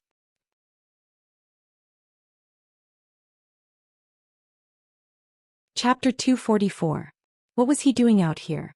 Half of a lover? Lin Yi was speechless. There was a half of a lover? Yeah, we'll announce to the public that we're a couple, but in reality I won't fulfill the obligations of a couple. Sun Jingyi nodded. From now on, you'll appear in front of my friends as my boyfriend. Lin Yi finally realized where he'd fallen into the trap. This trap was as big as it could get. Not only did he have to steal information for Sun Jingyi for free, he even had to pretend to be her boyfriend for free. Wasn't this too much of a deal? But he'd set the rules and payments. Who could he blame? No wonder he'd felt that something was off. Something was definitely off. You win. Lin Yi didn't want to go back on his words. He wasn't that shameless and he had to keep his word. But the boss did all this just to make you his lover? That's right, I don't know. You can ask him if you don't believe me. Everyone in the industry knows that he has feelings for me. Sun Jingyi said. Isn't that Wu Qintian chasing after you? Why don't you ask him for help? Lin Yi asked. That Wu Qintian's nickname was Iron Fist Wu, and he was very skilled in martial arts. Stealing information shouldn't be a problem. I don't want to have too much to do with him. I don't have any feelings for him. Sun Jingyi shook her head. Are you going back on your word? Nope, where's the information? I'll get it for you. Lin Yi saw that Sun Jingyi didn't want to talk about Wu Qintian, so he didn't ask. The information is at his lodging. We'll do it tonight. Sun Jingyi said. Alright, tonight it is then. Lin Yi didn't really mind. I won't take half of the lover's payment. That won't do. Sun Jingyi refused flatly, shaking her head.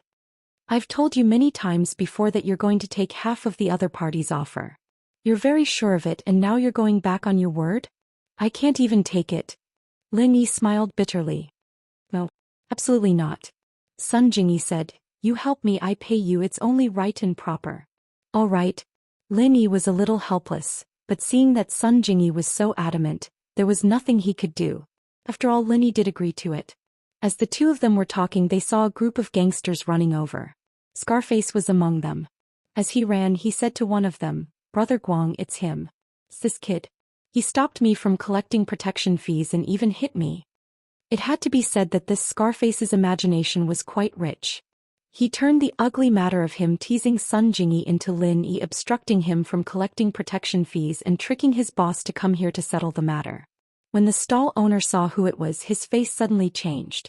He quickly reminded Lin Yi and Sun Jingyi, Little brother, you should run quickly. Brother Scarface called his boss over. He must be here to teach you a lesson. I haven't finished eating yet. If they want to come, let them come. Linny didn't care at all. He was still eating the spicy skewers slowly. The owner of the spicy skewers sighed. Anyway, he had done his best. Since this person didn't listen, there was nothing he could do. He hoped that when Brother Guang came, he wouldn't implicate him. Hey, they have a lot of people. Do you have the confidence to settle it? Although Sun Jingyi felt that Lin Yi's skills were very good, after all, 2 fists couldn't fight 4 hands. With so many people coming to find trouble, could Lin Yi solve it? Are there a lot of people? Lin Yi put down the bamboo skewer in his hand. When he looked up, he was delighted. It was actually an acquaintance. And this acquaintance was clamoring at the moment. Who dares to cause trouble in the North District? Do you have no respect for my brother Guang's reputation? Scarface's boss walked over arrogantly and shouted into the spicy skewer's stall. How we meet again? Lin Yi smiled faintly and looked at Brother Guang. People say that it takes 100 days to recover from a serious injury. Instead of lying down at home, you ran out here to become a cripple? When Brother Guang saw Lin Yi, his face suddenly changed. This Brother Guang was naturally the head of the North District's gangsters, Zhou Ruoguang. He never thought that he would meet the person he met in the hospital a few days ago here again. In the hospital, Lin Yi's ruthlessness was still fresh in Zhou Ruoguang's memory. This kid was simply a violent maniac. When he abused people, he didn't even blink. He treated his wrist as a toy, pulling and pulling it several times. At that moment, Zhou Ruoguang's face was very ugly. Although he had a lot of underlings, he didn't dare to touch Lin Yi. He was actually very timid. He was afraid that once his underlings weren't a match for Lin Yi, his ending today would definitely be worse than the previous 2 days. Last time he broke his wrist. This time he might break his leg. It's this brother. Zhou Ruoguang laughed. He didn't dare to provoke Lin Yi for the time being, but he didn't want to lose face either. He could only pretend to be familiar with Lin Yi. It's really a case of water rushing against the temple of the Dragon King. Family doesn't recognize family anymore.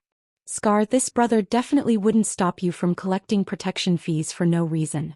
Tell me the truth. What's going on? Actually, how could Zhou Ruoguang not know that Scarface was using this as a pretext? Scarface's underlings wouldn't be so loyal to Scarface. Zhou Ruoguang had heard about what happened before. As for why he still stood up for Scarface after knowing the situation, it was because Scarface was his underling. When his underling was bullied, he naturally had to stand up for him as the big brother. On the other hand, it was also because he was taught a lesson by Lin Yi over the weekend and didn't dare to fight back. His heart was depressed, so he wanted to teach others a lesson to vent his anger. In the end, he met Lin Yi here. Zhou Ruoguang secretly cursed his bad luck. Scarface was stunned. He didn't expect his boss to change his attitude the moment he came. He immediately realized that things weren't simple. He was the boss of the market nearby, so he naturally wasn't stupid. Brother Guang came to stand up for him, but his attitude towards Lin Yi was very good. This gave Scarface a bad feeling. Could it be that this person was really a ruthless person? Even the boss had to be respectful to him? I'm sorry, Brother Guang. I caused trouble. I just said a few words to this big brother's woman. Scarface didn't quibble. He knew that Brother Guang was going to punish him at this time. Zhou Ruoguang slapped him. Who asked you to be so cocky? Apologize now. I'm sorry. Scarface quickly apologized to Lin Yi and Sun Jingyi. Alright, stop acting. I don't have time to watch you act. Lin Yi waved his hand impatiently. Boss Bill.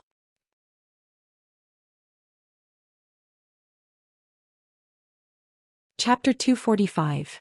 Chapter 245. You have too many troubles. Do I look like someone like him? Lin Yi pointed at Scarface. A little annoyed, he'd always had to pay for his meals even if he didn't have to pay for them. He'd never dashed before. Of course not, bro. The owner's face froze. He hadn't expected his flattery to backfire. The guy didn't lack money at all, so he didn't have to pay. Alright, I'll calculate how much it is. The owner didn't bother counting and just weighed the skewers on the table. There were about 100 of them. Let's make it 100 and I'll take 50 instead. Pay up. Lin Yi looked at Sun Jingyi. Sun Jingyi was a little taken aback. She'd thought that Lin Yi was going to treat them, but in the end he was asking her to pay? The owner didn't know whether to laugh or cry. So you're not the one paying? Then why are you asking your friend to spend more? Isn't this free of charge good enough? Sun Jingyi took out her wallet and handed a 50 kuai bill to the owner. She glared at Lin Yi before leaving the food stall with him. Scarface secretly cursed. This gigolo came out to be pretentious and spend a woman's money. He was really something. However, he only thought about it in his heart. How could he dare to offend someone that even his boss, Zhou Ruoguang, didn't dare to offend? After Lin Yi left, Zhou Ruoguang looked at Scarface with a dark expression. It's all your fault. Damn it, I almost ended up in the hospital again. What's wrong? Scarface started. Not only did his brother not dare offend Lin Yi, he was actually scared of Lin Yi. Guang bro, is that kid strong? Strong? Look at how my hands were broken. Zhou Ruoguang shook his 2 hands wrapped in gauze. He broke them. Do you think you can afford to piss off a lunatic like that? He's ridiculously strong, and no matter how many people there are, there's still no match for him. Ah? So powerful? Scarface was stunned. Could this be the legendary martial arts master? Hurry up and go back. Don't embarrass yourself here. Zhou Ruoguang was a little annoyed. Look carefully next time. Don't provoke such a tough guy. Yes, brother Guang. Scarface was also very depressed. How would I know that this kid was so powerful? If I had known earlier, why would I have provoked him? Am I not sick? Sigh, what a femme fatale. If I had known earlier, I wouldn't have flirted with Sun Jingyi, and I wouldn't have gotten myself into so much trouble. After getting in the car, Sun Jingyi glared at Lin Yi with some reproach. You didn't pay the bill and the boss waived the bill. Are you still unwilling? Those peddlers don't make much money. Lin Yi said, $50 is more or less the cost. Sun Jingyi paused. She didn't think that much before, but now that she heard Lin Yi's words, it was true. If they had money, why would they work in a food stall under the hot sun? This made Sun Jingyi see Lin Yi in a new light. In actuality, Lin Yi only thought of Tang Yun's family and didn't want to take advantage of the spicy skewer owner.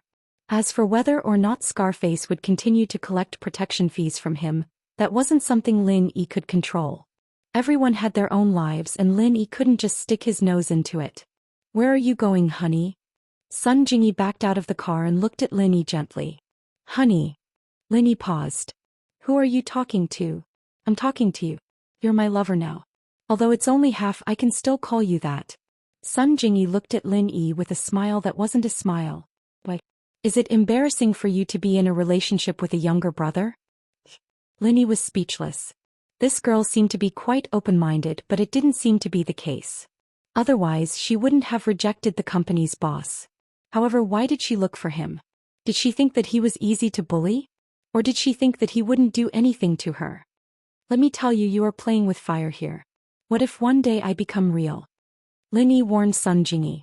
Okay, sister also wants to see if we can develop feelings after a long time. Sun Jingyi looked at Lin Yi with a smile. It seemed that she didn't take Lin Yi's words seriously at all. Send me to the previous place. Lin Yi rolled his eyes and ignored her.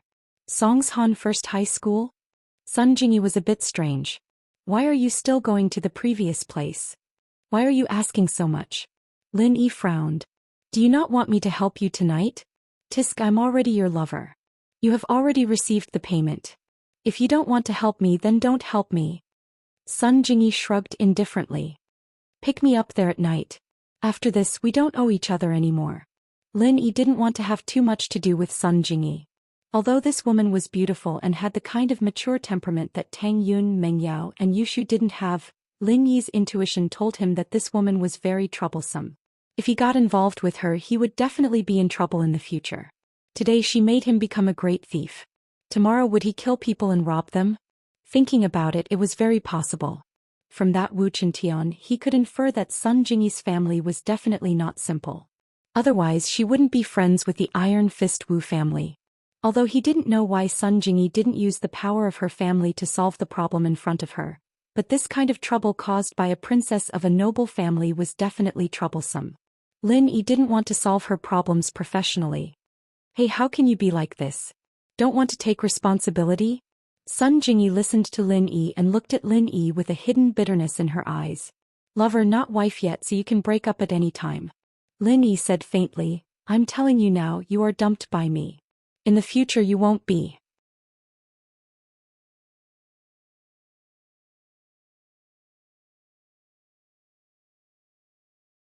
Chapter 246. Chapter 246. The perfect candidate. This Sun Jingyi, on the other hand, seemed to be even more troublesome than Lingshan. At the very least, Lingshan was more straightforward, while Sun Jingyi was too much of a liar. Sun Jingyi exploded at Lin Yi's words. There were so many people lining up to help her out, like Wu Chintian, who she'd ignored before coming to Lin Yi, and now he was calling her troublesome? Fine, I don't care. I'll come to you if I need anything in the future. Sun Jingyi said shamelessly. Lin Yi didn't say anything else. Go find him if you want to, it'd depend on my mood whether I came or not. He told Sun Jingyi to drop him off at the food street behind the school, and waited for Sun Jingyi's car to leave before Lin Yi turned back to school. Pin Liang, accompanied by his lawyer, met Heibao Bro at the designated hospital in Songshan's detention center. Heibao Bro. Pin Liang couldn't help but be shocked when he saw the bandages all over Heibao Bro's body. Heibao smiled bitterly, not expecting to be crippled as a golden class late phase peak. His meridians were all severed and he was lying on a hospital bed in a state worse than death. Heibao wasn't in the detention center right now, so there were no police officers in the room other than the lawyer. Fabai could handle things like this, and it wasn't hard for him to meet Heibao alone. Master Zhong, you're here? Heibao looked at Pin Liang, a trace of sadness on his face. I underestimated my enemy. I didn't expect that Lin Yi to be this strong. He's the same as me, a golden class late phase peak. What? He's a golden class late phase peak? Fabai paused, looking at Heibao in disbelief. Heibao, are you telling the truth? Boss, why would I lie to you about something like this? Heibao smiled bitterly. So boss, young Master Zhong, I advise you not to touch Lin Yi before you have absolute certainty. You are not his match. Although Heibao's words weren't very pleasant, they were still harsh to the ear. Fabai and Pin Liang understood this principle. They were no match for Lin Yi. On the other hand, Fabai didn't care much. Lin Yi didn't have much of a relationship with him, so he didn't care if he attacked Lin Yi or not. Pin Liang's expression, however, changed drastically. He saw Lin Yi as an opponent that he had to eliminate in this life. Although Zhou Ruoming was the one who had humiliated him that night, it was Lin Yi who had caused it. Pin Liang clenched his fists at the memory. Heibao Bro, you have no idea how much humiliation I went through that day. It wasn't any worse than yours. Huh? Master Zhong, do you really want to get rid of Lin Yi? Heibao Bro smiled suddenly, looking at Pin Liang strangely. Of course I do. Heibao Bro, do you have any good ideas? Pin Liang knew that Heibao Bro had a plan when he saw his smile. Yes, but... Heibao Bro looked at the people in the room, hesitating. You can leave first. Zhong Fabai waved his hand at the lawyer. The lawyer was the only outsider here. Although he had always been working for Zhong Fabai, what Heibao wanted to say must be extremely secretive, so the fewer people who knew the better. Yes, boss. The lawyer naturally didn't say much. He worked for Fabai, and he knew very well that he didn't listen to things he shouldn't hear, and he didn't ask about things he shouldn't know. After the lawyer left the room, Heibao's face turned serious. Master Zhong, the only way to get revenge on Lin Yi is to increase your strength. Increase your strength beyond the peak of the late phase of the golden class. That's the only way to kill him. Otherwise, golden class late phase peak isn't something that can be taken down by a group of people. If a group of normal gangsters were to gang up on him, they would just be asking for death. Increase my strength? Pin Liang blinked. Heibao Bro, you're saying that I can increase my strength to the peak late phase golden class or even higher. That's right. Heibao nodded. But if you gain something, you have to lose something. Once you practice our sex arts, you can't touch women anymore, or you'll lose your life. Ah? I can't touch women anymore? Pin Liang paused. Fuck, I'm killing Lin Yi because he's a stumbling block in my pursuit of Meng Yao. What's the point of killing Lin Yi if I can't even touch a woman? Pin Liang thought. Yes. Heibao said. Back then I couldn't stand the ascetic life of training, and that's why I ran away from my sect. I didn't make much of a difference, and what I brought out was just a short-term art to increase a person's strength, allowing a normal person to quickly reach the late phase golden class. I, on the other hand, had some martial arts foundation, so I reached the peak late phase golden class. If you're already a peak late phase golden class, you can use this art to get to the early phase or even the mid phase. This art can only be used under special circumstances and it only lasts for a month or two.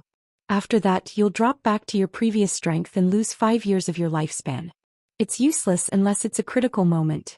Master Zhong, even if you reach the peak late phase golden class like me, you still won't be able to kill Lin Yi. But you want me to not touch women. Pin Liang felt that if he couldn't touch women, what was the point of his life? After practicing the art that Heibao Bro told him about, killing Lin Yi would be easy, but his life would be in danger. Wasn't that too dangerous? Master Zhong, that's all I have to say. I've received a huge favor from my boss back then, so I'm telling you this before I go to jail. I can't interfere with your decision. Heibao said. If you've thought it through, go to Spring Star Mountain. Tell him that I, Heibao, introduced him to my big senior brother who's now the sect master. I'm just an abandoned disciple, but he'll give me face. Spring Star Mountain? What kind of mountain is that? Pin Liang paused. Geography wasn't his forte, but he'd never heard of this mountain, let alone any sects on it. I'll draw a detailed map for you, Heibao said. Of course, if you have someone you can trust, you can ask him to go in your place. When he returns, he'll be able to help you kill Lin Yi and avenge me. I'm only saying this because I hope that you can avenge me, Master Zhong. Someone I can trust? Pin Liang frowned as he thought of someone. That's right, he could ask him to go. Pin Liang suddenly thought of Zhang Naipeo.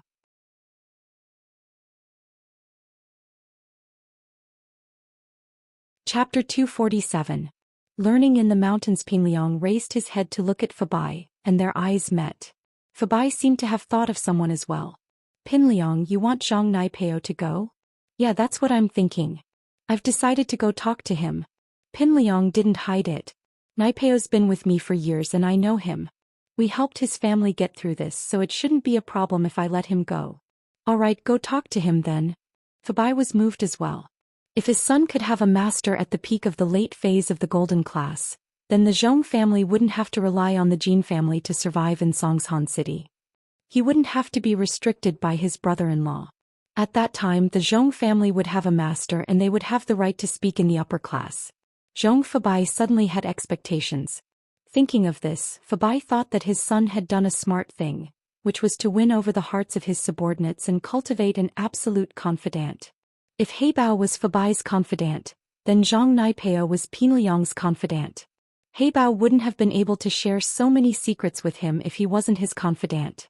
After getting the map of Spring Star Mountain, Fabai sent Pin Liang back to school, leaving the lawyer to figure out how to lighten Heibao's punishment. Heibao had injured a police officer and then escaped. His punishment wouldn't be light either.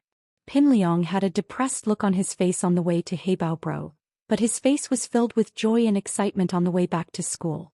As long as he followed Heibao Bro's advice, Naipeo would be able to learn martial arts in the mountains, and he wouldn't have to be afraid of Lin Yi anymore.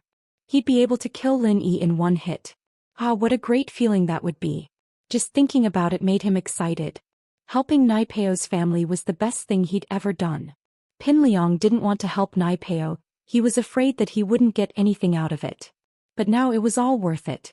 Pin Liang called Naipeo outside the classroom as soon as he got back to school. Naipeo, come with me, I need to talk to you. Liang bro. Naipeo was getting more and more respectful towards Pin Liang these days. Not only did Pin Liang give his family 700,000, but he'd also give his father another 300,000 to restart his business. Naipeo was very grateful. His family would have been done for him if it weren't for Pin Liang. His father would have been forced to commit suicide, and his brother would have been forced to sell his kidney. How would he and his mother survive? Pin Liang, on the other hand, had helped them change everything, and so Naipeo thanked his boss from the bottom of his heart. He felt like he hadn't followed Pin Liang for nothing. He quickly followed Pin Liang out of the classroom. Liang bro, what's up? Pow Naipeo, Pin Liang said. Pow pow. Pin Liang Naipeo, Pin Liang Liang. Poff of paw pow with, Pin Liang said. Pow Pin Liang the first class the afternoon at.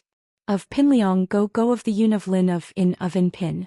Penta the school ching. Pin Liang frowned when he saw that someone was there, but Nai Peo understood immediately. Clear the place, clear the place. Everyone get out, Liang Bro needs to use the washroom. These people were gangsters in the school, but they were a far cry from the Big Four. Pin Liang might have been beaten up a couple of times by Lin Yi, and wasn't as popular as he used to be, but these gangsters still didn't dare mess with him. They all smiled and backed out of the washroom when they saw Pin Liang. Liang Bro, is there something you need to talk to me about? Nai Peo wasn't an idiot. Pin Liang wouldn't ask him to go to the washroom with him for no reason. Pow, you've been with me for a long time, there's something I need your opinion on. Pin Liang said after some hesitation. What's the matter, Liang Bro? Just say it, why do you need my opinion? Your opinion is my opinion. Nai Peo said straightforwardly. All right.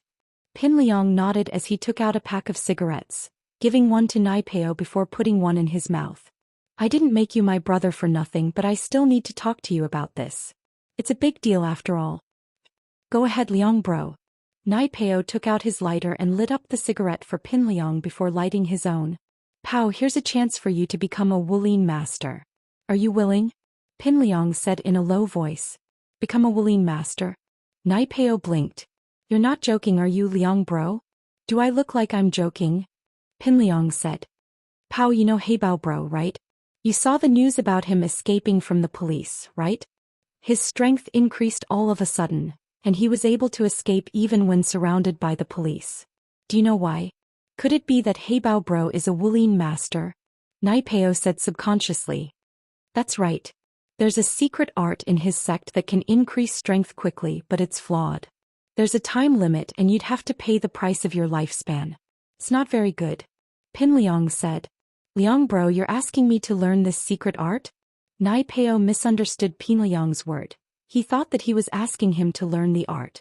It's just a few years of lifespan, no problem. Liang Bro, if it weren't for you, my dad and brother would have been done for, and I wouldn't even be able to live. Pow, you misunderstand. I'm not asking you to learn this flawed art. I'm asking you to go up the mountain and learn martial arts. Join Heibao Bro's sect and become a true Wulin master. Pin Liang said with a wave of his hand. But it'll be a tough process, according to Heibao Bro. It'll be like a monk and you won't be able to get close to women. If you're willing, Heibao Bro can introduce you to him. Learn martial arts. Nai Peo didn't quite understand, but he agreed without hesitation. Liang Bro, if you want me to learn martial arts, then I'll do it. What's so great about being an ascetic? The only thing I, Zhang Nai Peo, want in this life is to repay the kindness you've done for my family, Liang Bro. As long as you give me that chance, I'll die even if you want me to, let alone be an ascetic.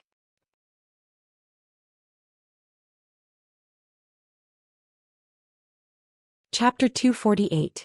Meng Yao was pissed. He was pissed. Very pissed. Wasn't this Lin Yi too good at causing trouble? Holding Tang Yun's hand and announcing that she was his woman in school? Did he even put her, the miss, in his eyes?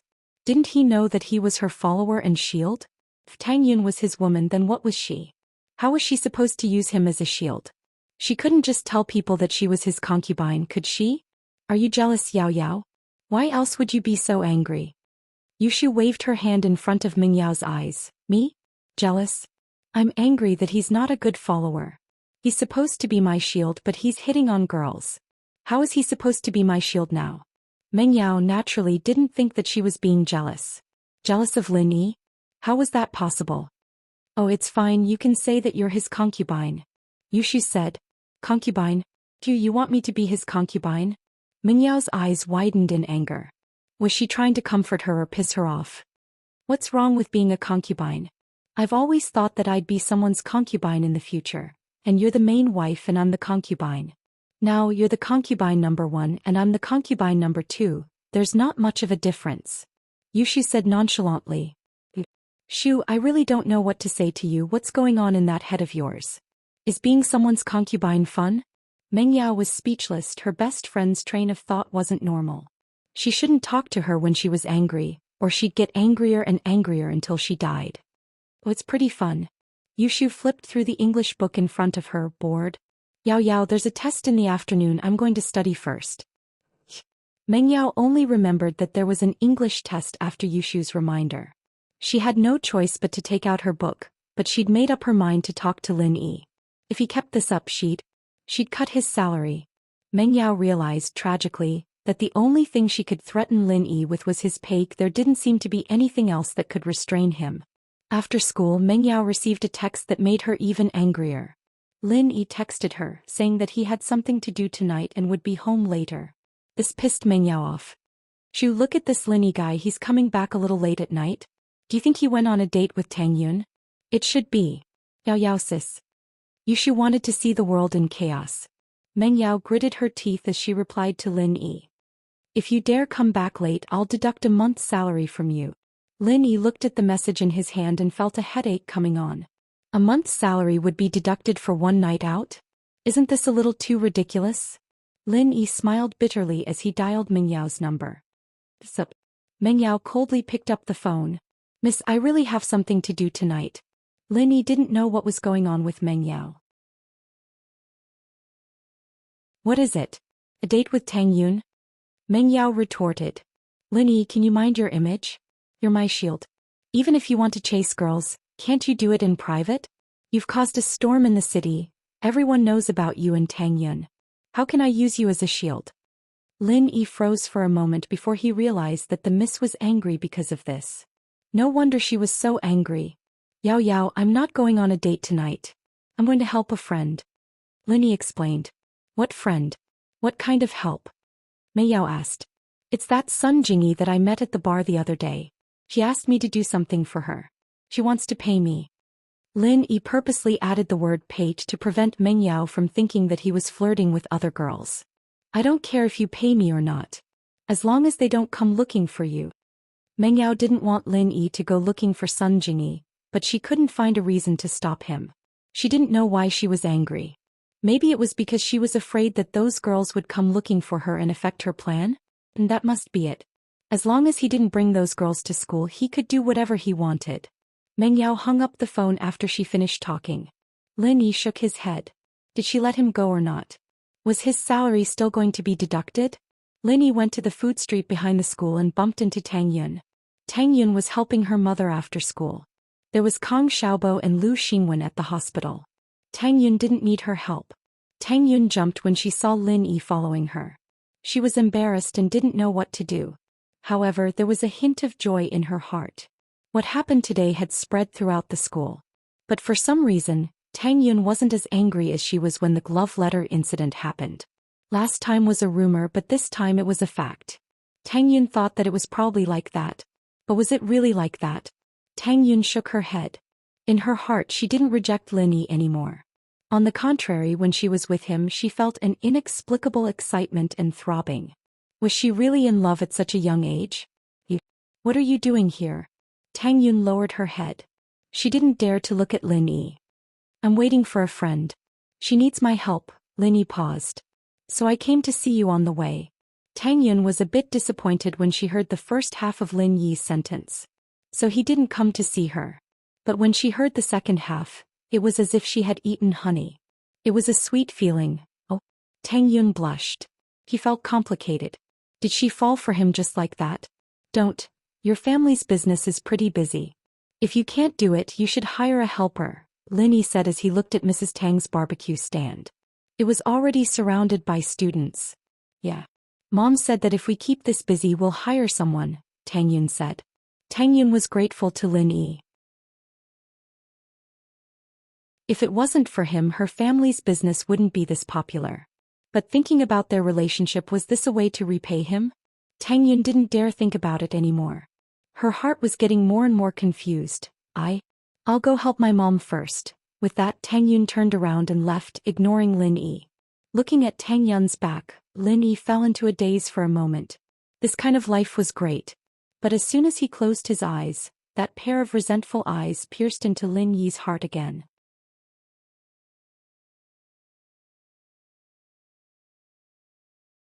Chapter 249. Is there something wrong with your brain? Lin Yi had been waiting for 10 minutes when Sun Jingyi arrived. I thought you weren't coming, so I was getting ready to go home. Lin Yi lazily opened the car door and got in. There was a traffic jam on the way and it's rush hour. Sun Jingyi said apologetically.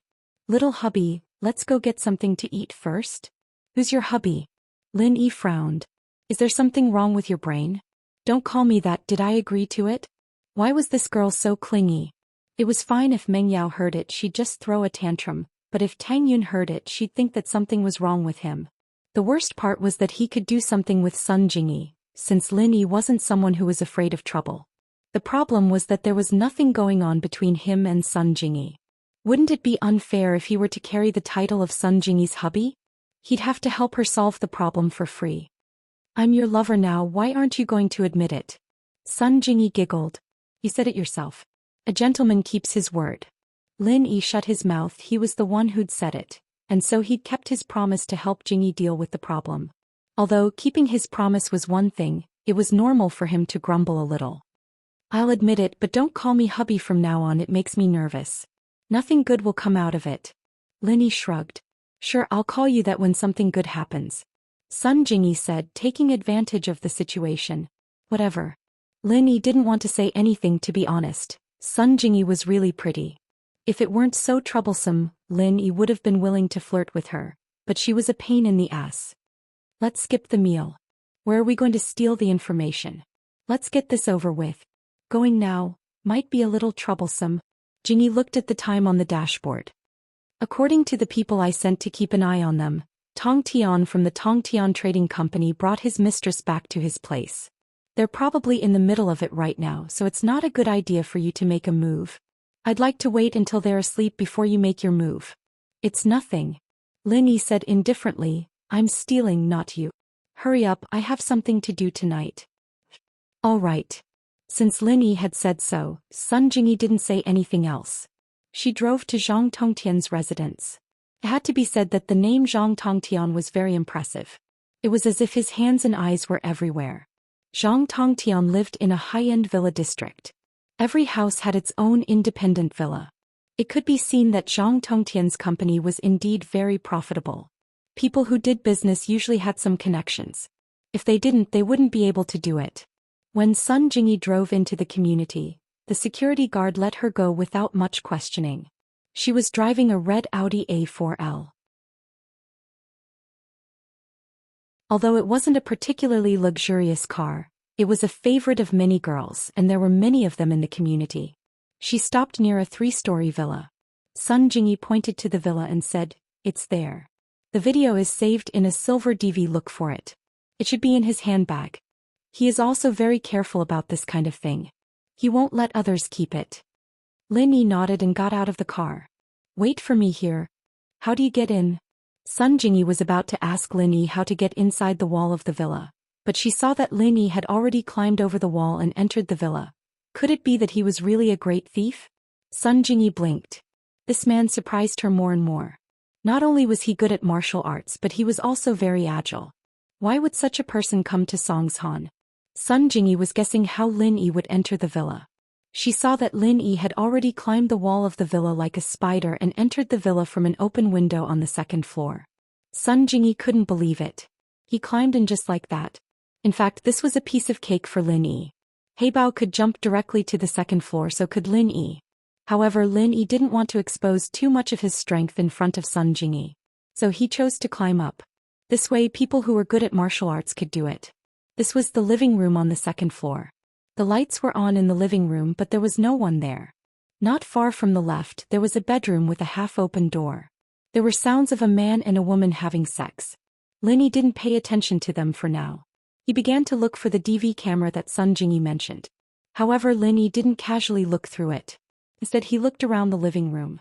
Maybe it was because Zhang Tongtian was in a hurry to hug his mistress after returning home. His clothes and handbag were all thrown on the sofa in the corner of the living room. Or maybe he didn't even think that someone would climb into the living room at this time. It was only 7 o'clock at night. It wasn't the time for thieves to appear. Lin Yi didn't have to rummage around much before pulling out a small silver DV from the bag on the sofa. It was an HD one. Turning off the audio, Lin Yi turned on the DV. Sure enough, the picture showed a coffee shop. A man was handing a bank card to another man and saying something. The picture was very clear. It should be at a table not far away, but it didn't attract the attention of these two people. Presumably, these two people wouldn't have thought that their numerous transactions would be recorded. Lin Yi turned off the DV, pulled out the memory card and stuffed it into his pocket. He was about to put the DV back in his handbag and leave when he suddenly found that there was a spare memory card in his handbag. Was there a backup? Lin Yi inserted the spare memory card into the DV, but found that he had overestimated Zhang Tongtian's IQ. This memory card was blank and there was no information in it.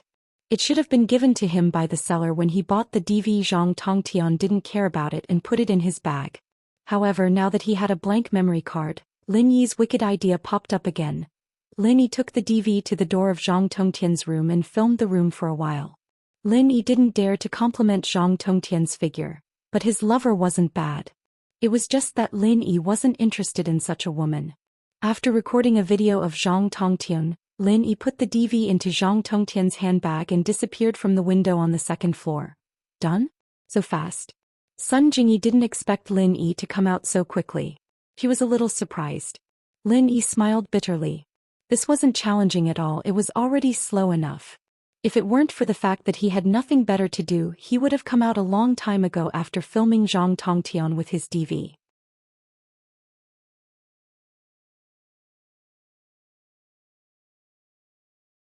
Chapter 250. Plot. Sun Jingyi was speechless. You still have time to play with his camcorder? Aren't you afraid of being found out? Are you sure it's this memory card? Sun Jingyi asked worriedly. I'm sure. Lin Yi said lazily. It was recorded in a coffee shop, I've already checked it. Sun Jingyi relaxed after hearing Lin Yi's words. Thank you, little hubby. Big sis will give you a kiss as a reward. With that, Sun Jingyi made a pouting expression and feigned a kiss in the air. Smack. Sun Jingyi was taken aback. She'd clearly feigned a kiss in the air, so how did she end up kissing something? She didn't know when Lin Yi had moved his face closer. You. Sun Jingyi cursed at Lin Yi's shamelessness inwardly. She'd only feigned a kiss and he'd taken the initiative to move closer. What about me? Lin Yi touched the spot on his face where Sun Jingyi had kissed him, a wicked smile on his face. Don't think that I'm harmless in the future. I'll respond appropriately if you try to flirt with me again. Lin Yi was getting a little pissed off by Sun Jingyi. You can't keep bringing up that half-lover thing again and again, can you? If you're so willing to talk about it, then fine, I'll fulfill your wish. It's half-lover after all. There's no special boundary for that half. Even if we don't sleep together, a kiss should be fine, right? You. Sun Jingyi didn't know what to say. It was true that she'd only teased Lin Yi because he didn't look that old and didn't think he was a match for her. If it were any other dangerous man, Sun Jingyi wouldn't have played these childish tricks. She'd only get herself into trouble. According to Jingyi's estimations, Lin Yi was a little boy who hadn't experienced the world of worldly affairs. He was a little strong, but he must have been under his master's closed-door training. He didn't know much about the outside world, and so Jingyi was confident that she could use her beauty to charm Lin Yi into working for her. But she hadn't expected Lin Yi to make the first move. Just when Sun Jingyi was about to say something, Lin Yi's next move caught her off guard. Lin Yi suddenly reached out and pinched Sun Jingyi's beautiful jaw. It was a frivolous and slightly insulting gesture. It was like something a bully would do to a girl in a drama. She'd never been treated in such a manner before. Sun Jingyi was a little nervous, even afraid. What do you want to do? Sun Jingyi was a little panicked. Nothing good would come out of this kind of action. Half-lover. I'll come and collect this revenge any time. Lin Yi let go of his hand at this moment. Think carefully before you ask me to do something next time. I'll continue to collect payment. At that time, half-lover will become the whole lover. If Lin Yi didn't teach her a lesson, this girl would open a dye shop. Lin Yi didn't bother with her before, but this girl was a little too much. Lin Yi couldn't bear it anymore. He could put up with Meng Yao and Yushu at home because it was his job, but Jingyi, a complete stranger. Did this girl really think that she was that attractive? Did she really think that she was invincible? Sun Jingyi felt wronged. She'd never been humiliated like this before. Even Wu Taizhou didn't dare to say some frivolous words. Although Zhang Tongtian coveted him, he wouldn't use force. For this kind of thing, coercion and temptation were one thing, but using force was another. No matter how powerful Zhang Tongtian was, he didn't want to be imprisoned. Zhang Tongtian didn't want to be imprisoned. However, this guy Lin Yi actually stole her first kiss. Although it wasn't on his mouth, it was still on his face. This made Sun Jingyi feel wronged. However, even if Sun Jingyi felt wronged, she could only bear it silently. She knew very well that all of this was caused by herself. This was the logic of playing with fire. Seeing that Sun Jingyi had finally settled down, Lin Yi couldn't be bothered with her anymore. It'd be best if she didn't come looking for him in the future. He was very busy, and every time she asked him to do some low-tech things, Lin Yi always felt that it was a little unfair to his martial arts. He'd accept it if Sun Jingyi really was his wife. The problem was that she wasn't, and she was still trying to play tricks on him. Lin Yi decided to help her this time out of respect for their acquaintance, but the next time would depend on her sincerity. Naturally, Lin Yi wouldn't let Sun Jingyi send him to the villa area. Instead, he sent him to a bus stop near the villa area. Sun Jingyi gritted her teeth, looked at Lin Yi angrily, and drove away. Dad, Pengzhan's been retracting his power these days. This isn't good for us. A young man with glasses said carefully in front of a middle-aged man. The middle-aged man was Jin Gubong, Fabai's brother-in-law. He was the biggest shareholder of Pengzhan Industries after Pengzhan. This young man was his son and secretary, Jin Maoxing. I know Zhang Yuchu got me a bunch of trash. Otherwise, the company would have lost at least 200 million. Pengzhan was the one who signed the contract, and no matter what, his reputation in the board of directors is at rock bottom. Jin Gubong said a little hatefully. They don't even know how to kidnap a girl. I don't know if these people eat shit or not. They can't even handle a small bodyguard. Yeah, but that Lin Yi bastard's really despicable too. I'd bribed the electrician from the company to create an accident for Pengzhan in the parking lot so he'd end up in the hospital for a while, but that Lin Yi ruined it all. Maoxing said hatefully. You're still talking about it? Who told you to act so recklessly? If something happens to Pengzhan in the company, the police's first suspect would be an insider. Gubong glared at his son. Do you have a brain? How could you do something so reckless? Dad, that electrician's gone forever. Maoxing explained carefully. I'm not saying you're wrong, but don't do it in the company next time. Gubong humphed coldly. By the way, did that cousin of yours get Meng Yao or not? I don't think so. Maoxing said. Dad, I don't think Uncle has any good intentions. If Pin Liang really is with Meng Yao, we'll be able to control Pengzhan Industries in a roundabout way, but wouldn't Uncle's family be taking advantage of that too? He's an outsider after all. There's no guarantee he won't betray us in the future.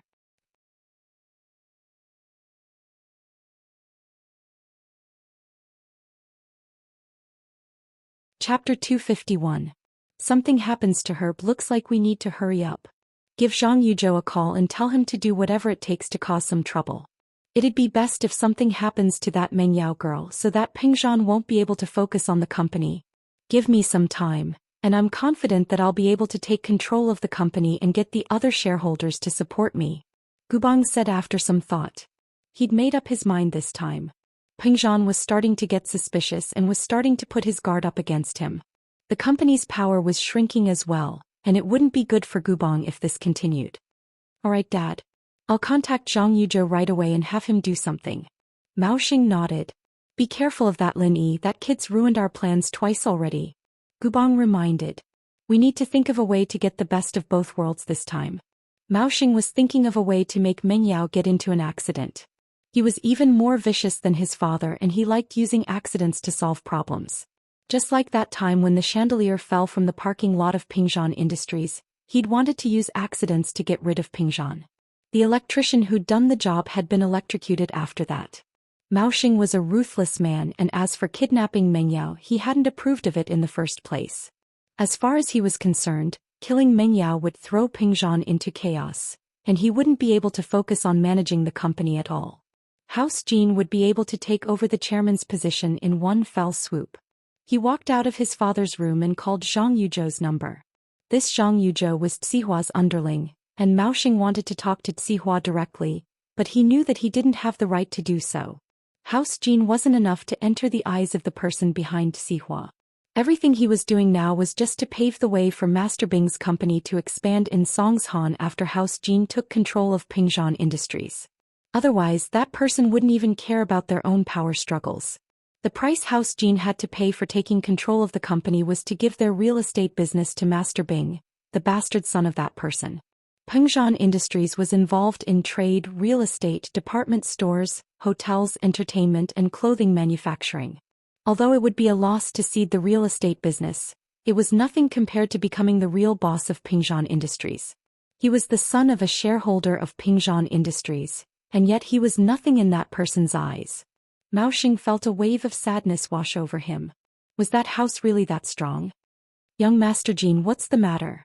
Yuchu was quite pissed at the Jean father-son duo. Their last mission had failed entirely because Gubong hadn't investigated the people around Mengyao, resulting in such a huge loss. And now they were saying that their men weren't good enough. This pissed Yuchu off. He was Tsihua Bro's man after all, and he wasn't someone Gubong could scold as he pleased. Mao Xing was getting a little pissed off at Yuchu's voice. It wasn't like they weren't paying a price for it, they'd even given away the company's real estate business. That was a branch company worth 300 to 400 million. If he wanted to set up a new branch company, the price he had to pay was not small. How could the price of transferring the entire branch company be small? Mr. Zhang, I hope that you can understand that we are in a cooperative relationship, not a subordinate relationship. If this is done well, Master Bing will get what he wants, and so will I. Mao Xing wasn't a pushover after all. He was a lot tougher than his father, and he'd been the one who'd instigated this whole usurpation. But if it fails, I won't lose anything, but we'll keep it the way it is now. House Jean is still a shareholder of Pengzhan Industries, but will Master Bing let you go? Yuchu's heart skipped a beat. Why hadn't he thought of this before? He'd been a little annoyed at House Jean for blaming him for everything, but now that he thought about it, he was doing something for Master Bing. Would Master Bing mistreat him if he did well? But on the other hand, would Master Bing let him go if he didn't? Yuchu broke out in a cold sweat at the thought. Jean bro, look at what you're saying. We're brothers, we're doing this for the common good. Don't worry, I'll do my best. Mao Xing smiled coldly inwardly. You're just dragging this out if I don't scare you. You're not even doing your best. He said with a smile. Yuchu bro, what are you talking about? That old fox Pengzhan's starting to get suspicious after what happened last time, and he's been shrinking the company's power. My father's in a very passive position. Then, what should we do now? Yuchu thought. I can't interfere with your company's business, so why are you telling me this? If something happens to Pengzhan's daughter, he probably won't be in the mood to manage the company anymore, will he? Mao Xing said faintly. Man, the sky's the limit. Isn't that right, Yuchu bro? Yuchu paused, knowing that Mao Xing was going to play hard. He was a desperado after all. How many of Tsihua Bro's underlings weren't? Don't worry, Jean bro. I know what to do. It won't be long before the bad news gets out. Yuchu said straightforwardly. Killing someone by accident was actually a lot easier than kidnapping. That's it then. I'll wait for the news. Mao Xing said as he hung up. Yuchu wouldn't know what was going on if he didn't give him a heads up. Of course, Yuchu wasn't going to act rashly after agreeing to Mao Xing's request. He had to ask Tsihua first. Tsihua bro, it's Lil Yuchu. Yuchu said as he dialed up Tsihua's number. Lil Yuchu, why were you calling at this hour? Don't you know I'm sleeping? Tsihua slept during the day and worked at night. This was something all his lackeys knew. He only turned his phone on during the day because he didn't want his boss to come looking for him. Tsihua bro, Jean Mao Xing's calling. He wants me to kill that Mengyao girl. Yuchu said, relaying Mao Xing's message to Tsihua. Oh, I'll leave that to you. Don't get into a head-on confrontation. There's a master around that girl. Just cause an accident. Tsihua said offhandedly. After all, a human life was nothing to him. Also, Master Bing's almost here. We need to hurry up. Pengzhan Industries real estate company is our gift to Master Bing. Yes, Tsihua bro. I'll do it then. With Tsihua's confirmation, Yuchu didn't have to worry about anything anymore. As far as Yuchu was concerned, that Lin Yi by Mingyao's side didn't matter how strong he was. As long as they didn't get into a head-on confrontation, Mengyao could be killed with some dirty tricks.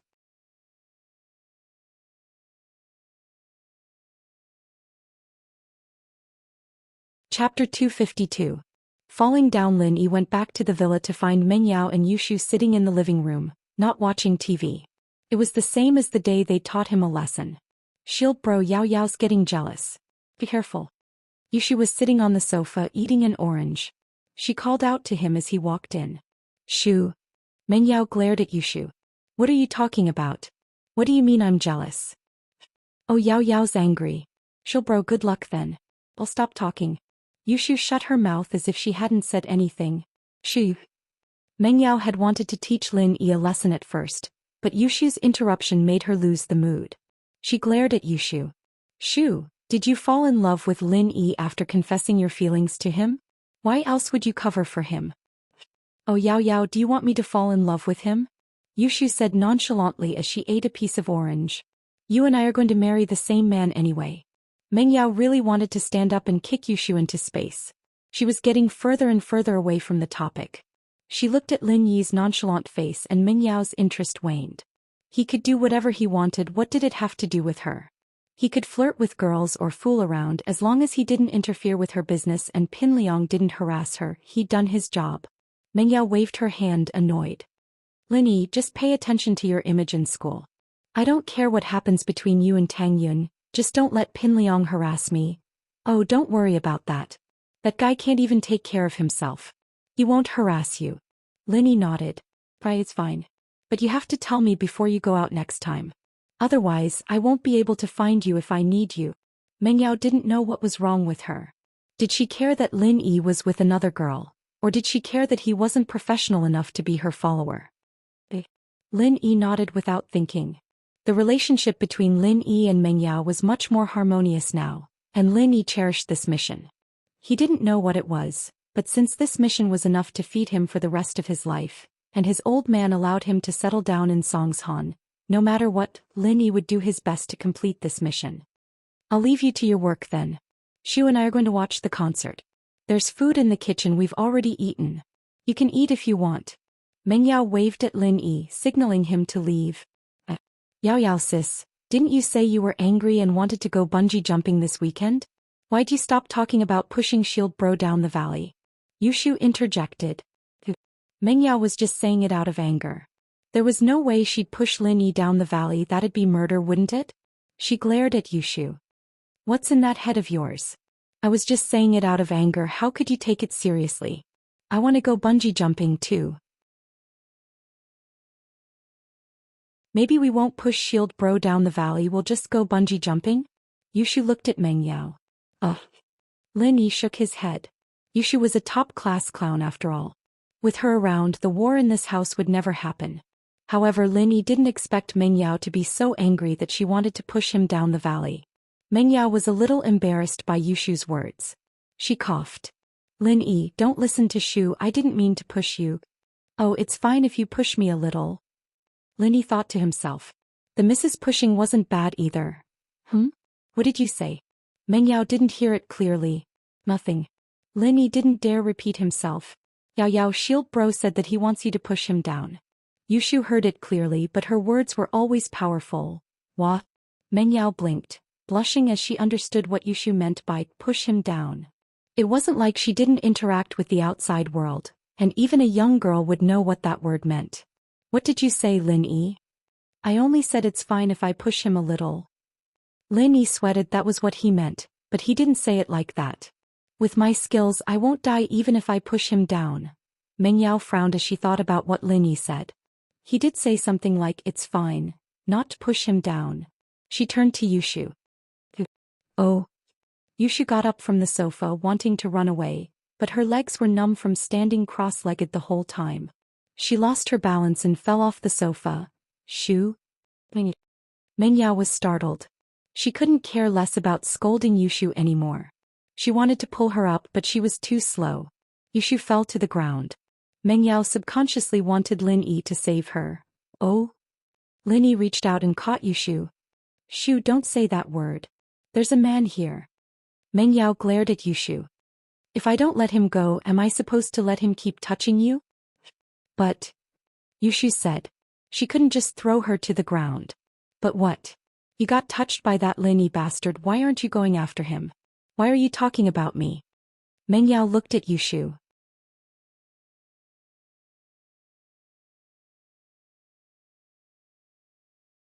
Chapter 253. Could it be that the fake had become real?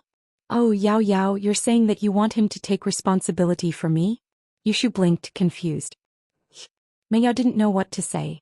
Aren't you going to get your brother to beat him up? Oh, Shield Bro already touched me once when he pulled me out from the railing. Yushu said after some thought. Yao, maybe we should put this on the back burner for now? We won't bother him if he's obedient in the future? Yeah, that's a good idea. Mengyao naturally agreed. It was Shu who was touched, not her. If Shu didn't mind, what did she have to mind? I saved you twice. Linny wasn't too happy about it. He'd saved Yushu twice already, and this girl still wanted to bother him? Well, forget it then. We'll call it even then. But Shield Bro, why don't you come bungee jumping with us this weekend? I haven't done it before. You can come with us. Yushu didn't mind at all. She had a handle on Lin-Yi, so it didn't really matter anymore. No problem. Lin-Yi wanted to reject her at first, but he'd touched Yushu anymore. He'd flirted with the Miss Best Friend right in front of her. He'd be lucky if Mengyao didn't come after him. Bungee jumping was nothing to him. Mengyao didn't know what Yushu was thinking. She waited until Lin-Yi went to eat before whispering to her. Shu, do you really like Lin-Yi now? Oh, no. Yushu mumbled as she chewed on her orange. Oh, you let him touch you? Mengyao frowned as she sighed inwardly. Her best friend was most likely under Lin-Yi's spell. Otherwise, why wouldn't she react to his touch? He didn't do it on purpose. Yushu found it strange as well. She didn't seem to dislike Shield Bro at all. She didn't want to beat him up to vent her anger after being touched. Instead, she was more interested in studying bungee jumping, as if being touched wasn't that important. Mengyao didn't know what to say. This bestie of hers. Could it be that she'd fallen for Lin-Yi after confessing to Lin-Yi once? Did the two of them turn their act into reality? Just like before, Zhang Tongtian crossed his legs and dialed Sun Jingyi's number as if victory was already in his grasp. Oh, is it Miss Sun? From Zhang Tongtian's point of view, Sun Jingyi was the meat in his mouth. Unless Sun Jingyi didn't want to continue doing business in Songshan, her reputation would definitely be ruined this time. With Zhang Tongtian's connections in Songshan, he was familiar with many reporters. As long as this video was leaked, Sun Jingyi's company would be done for. Not only would they face punishment from the relevant departments, but most importantly, no one would do business with their company in the future. Who would want to do business with an unsafe company like this? Purchasing managers in those companies were all lucrative jobs. Everyone knew what was going on.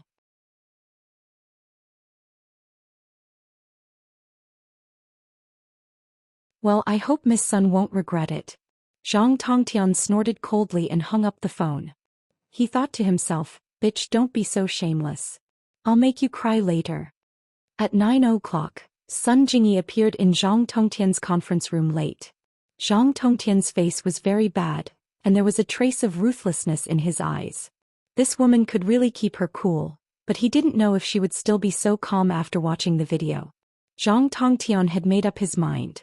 Since Sun Jingyi didn't know how to appreciate his kindness, he could only let her taste the price of rejecting him. Miss Sun, you're very late. Zhang Tongtian nodded to Sun Jingyi indifferently. Mr. Zhang, what does it matter if I come early or late for your company's press conference? Sun Jingyi said lightly. Well, Miss Sun, please take a seat. Zhang Tongtian sneered and sat on the rostrum of the conference room. You're tuning in to the Romantic Tales YouTube channel. Don't forget to subscribe and join us on this journey to catch the most captivating stories.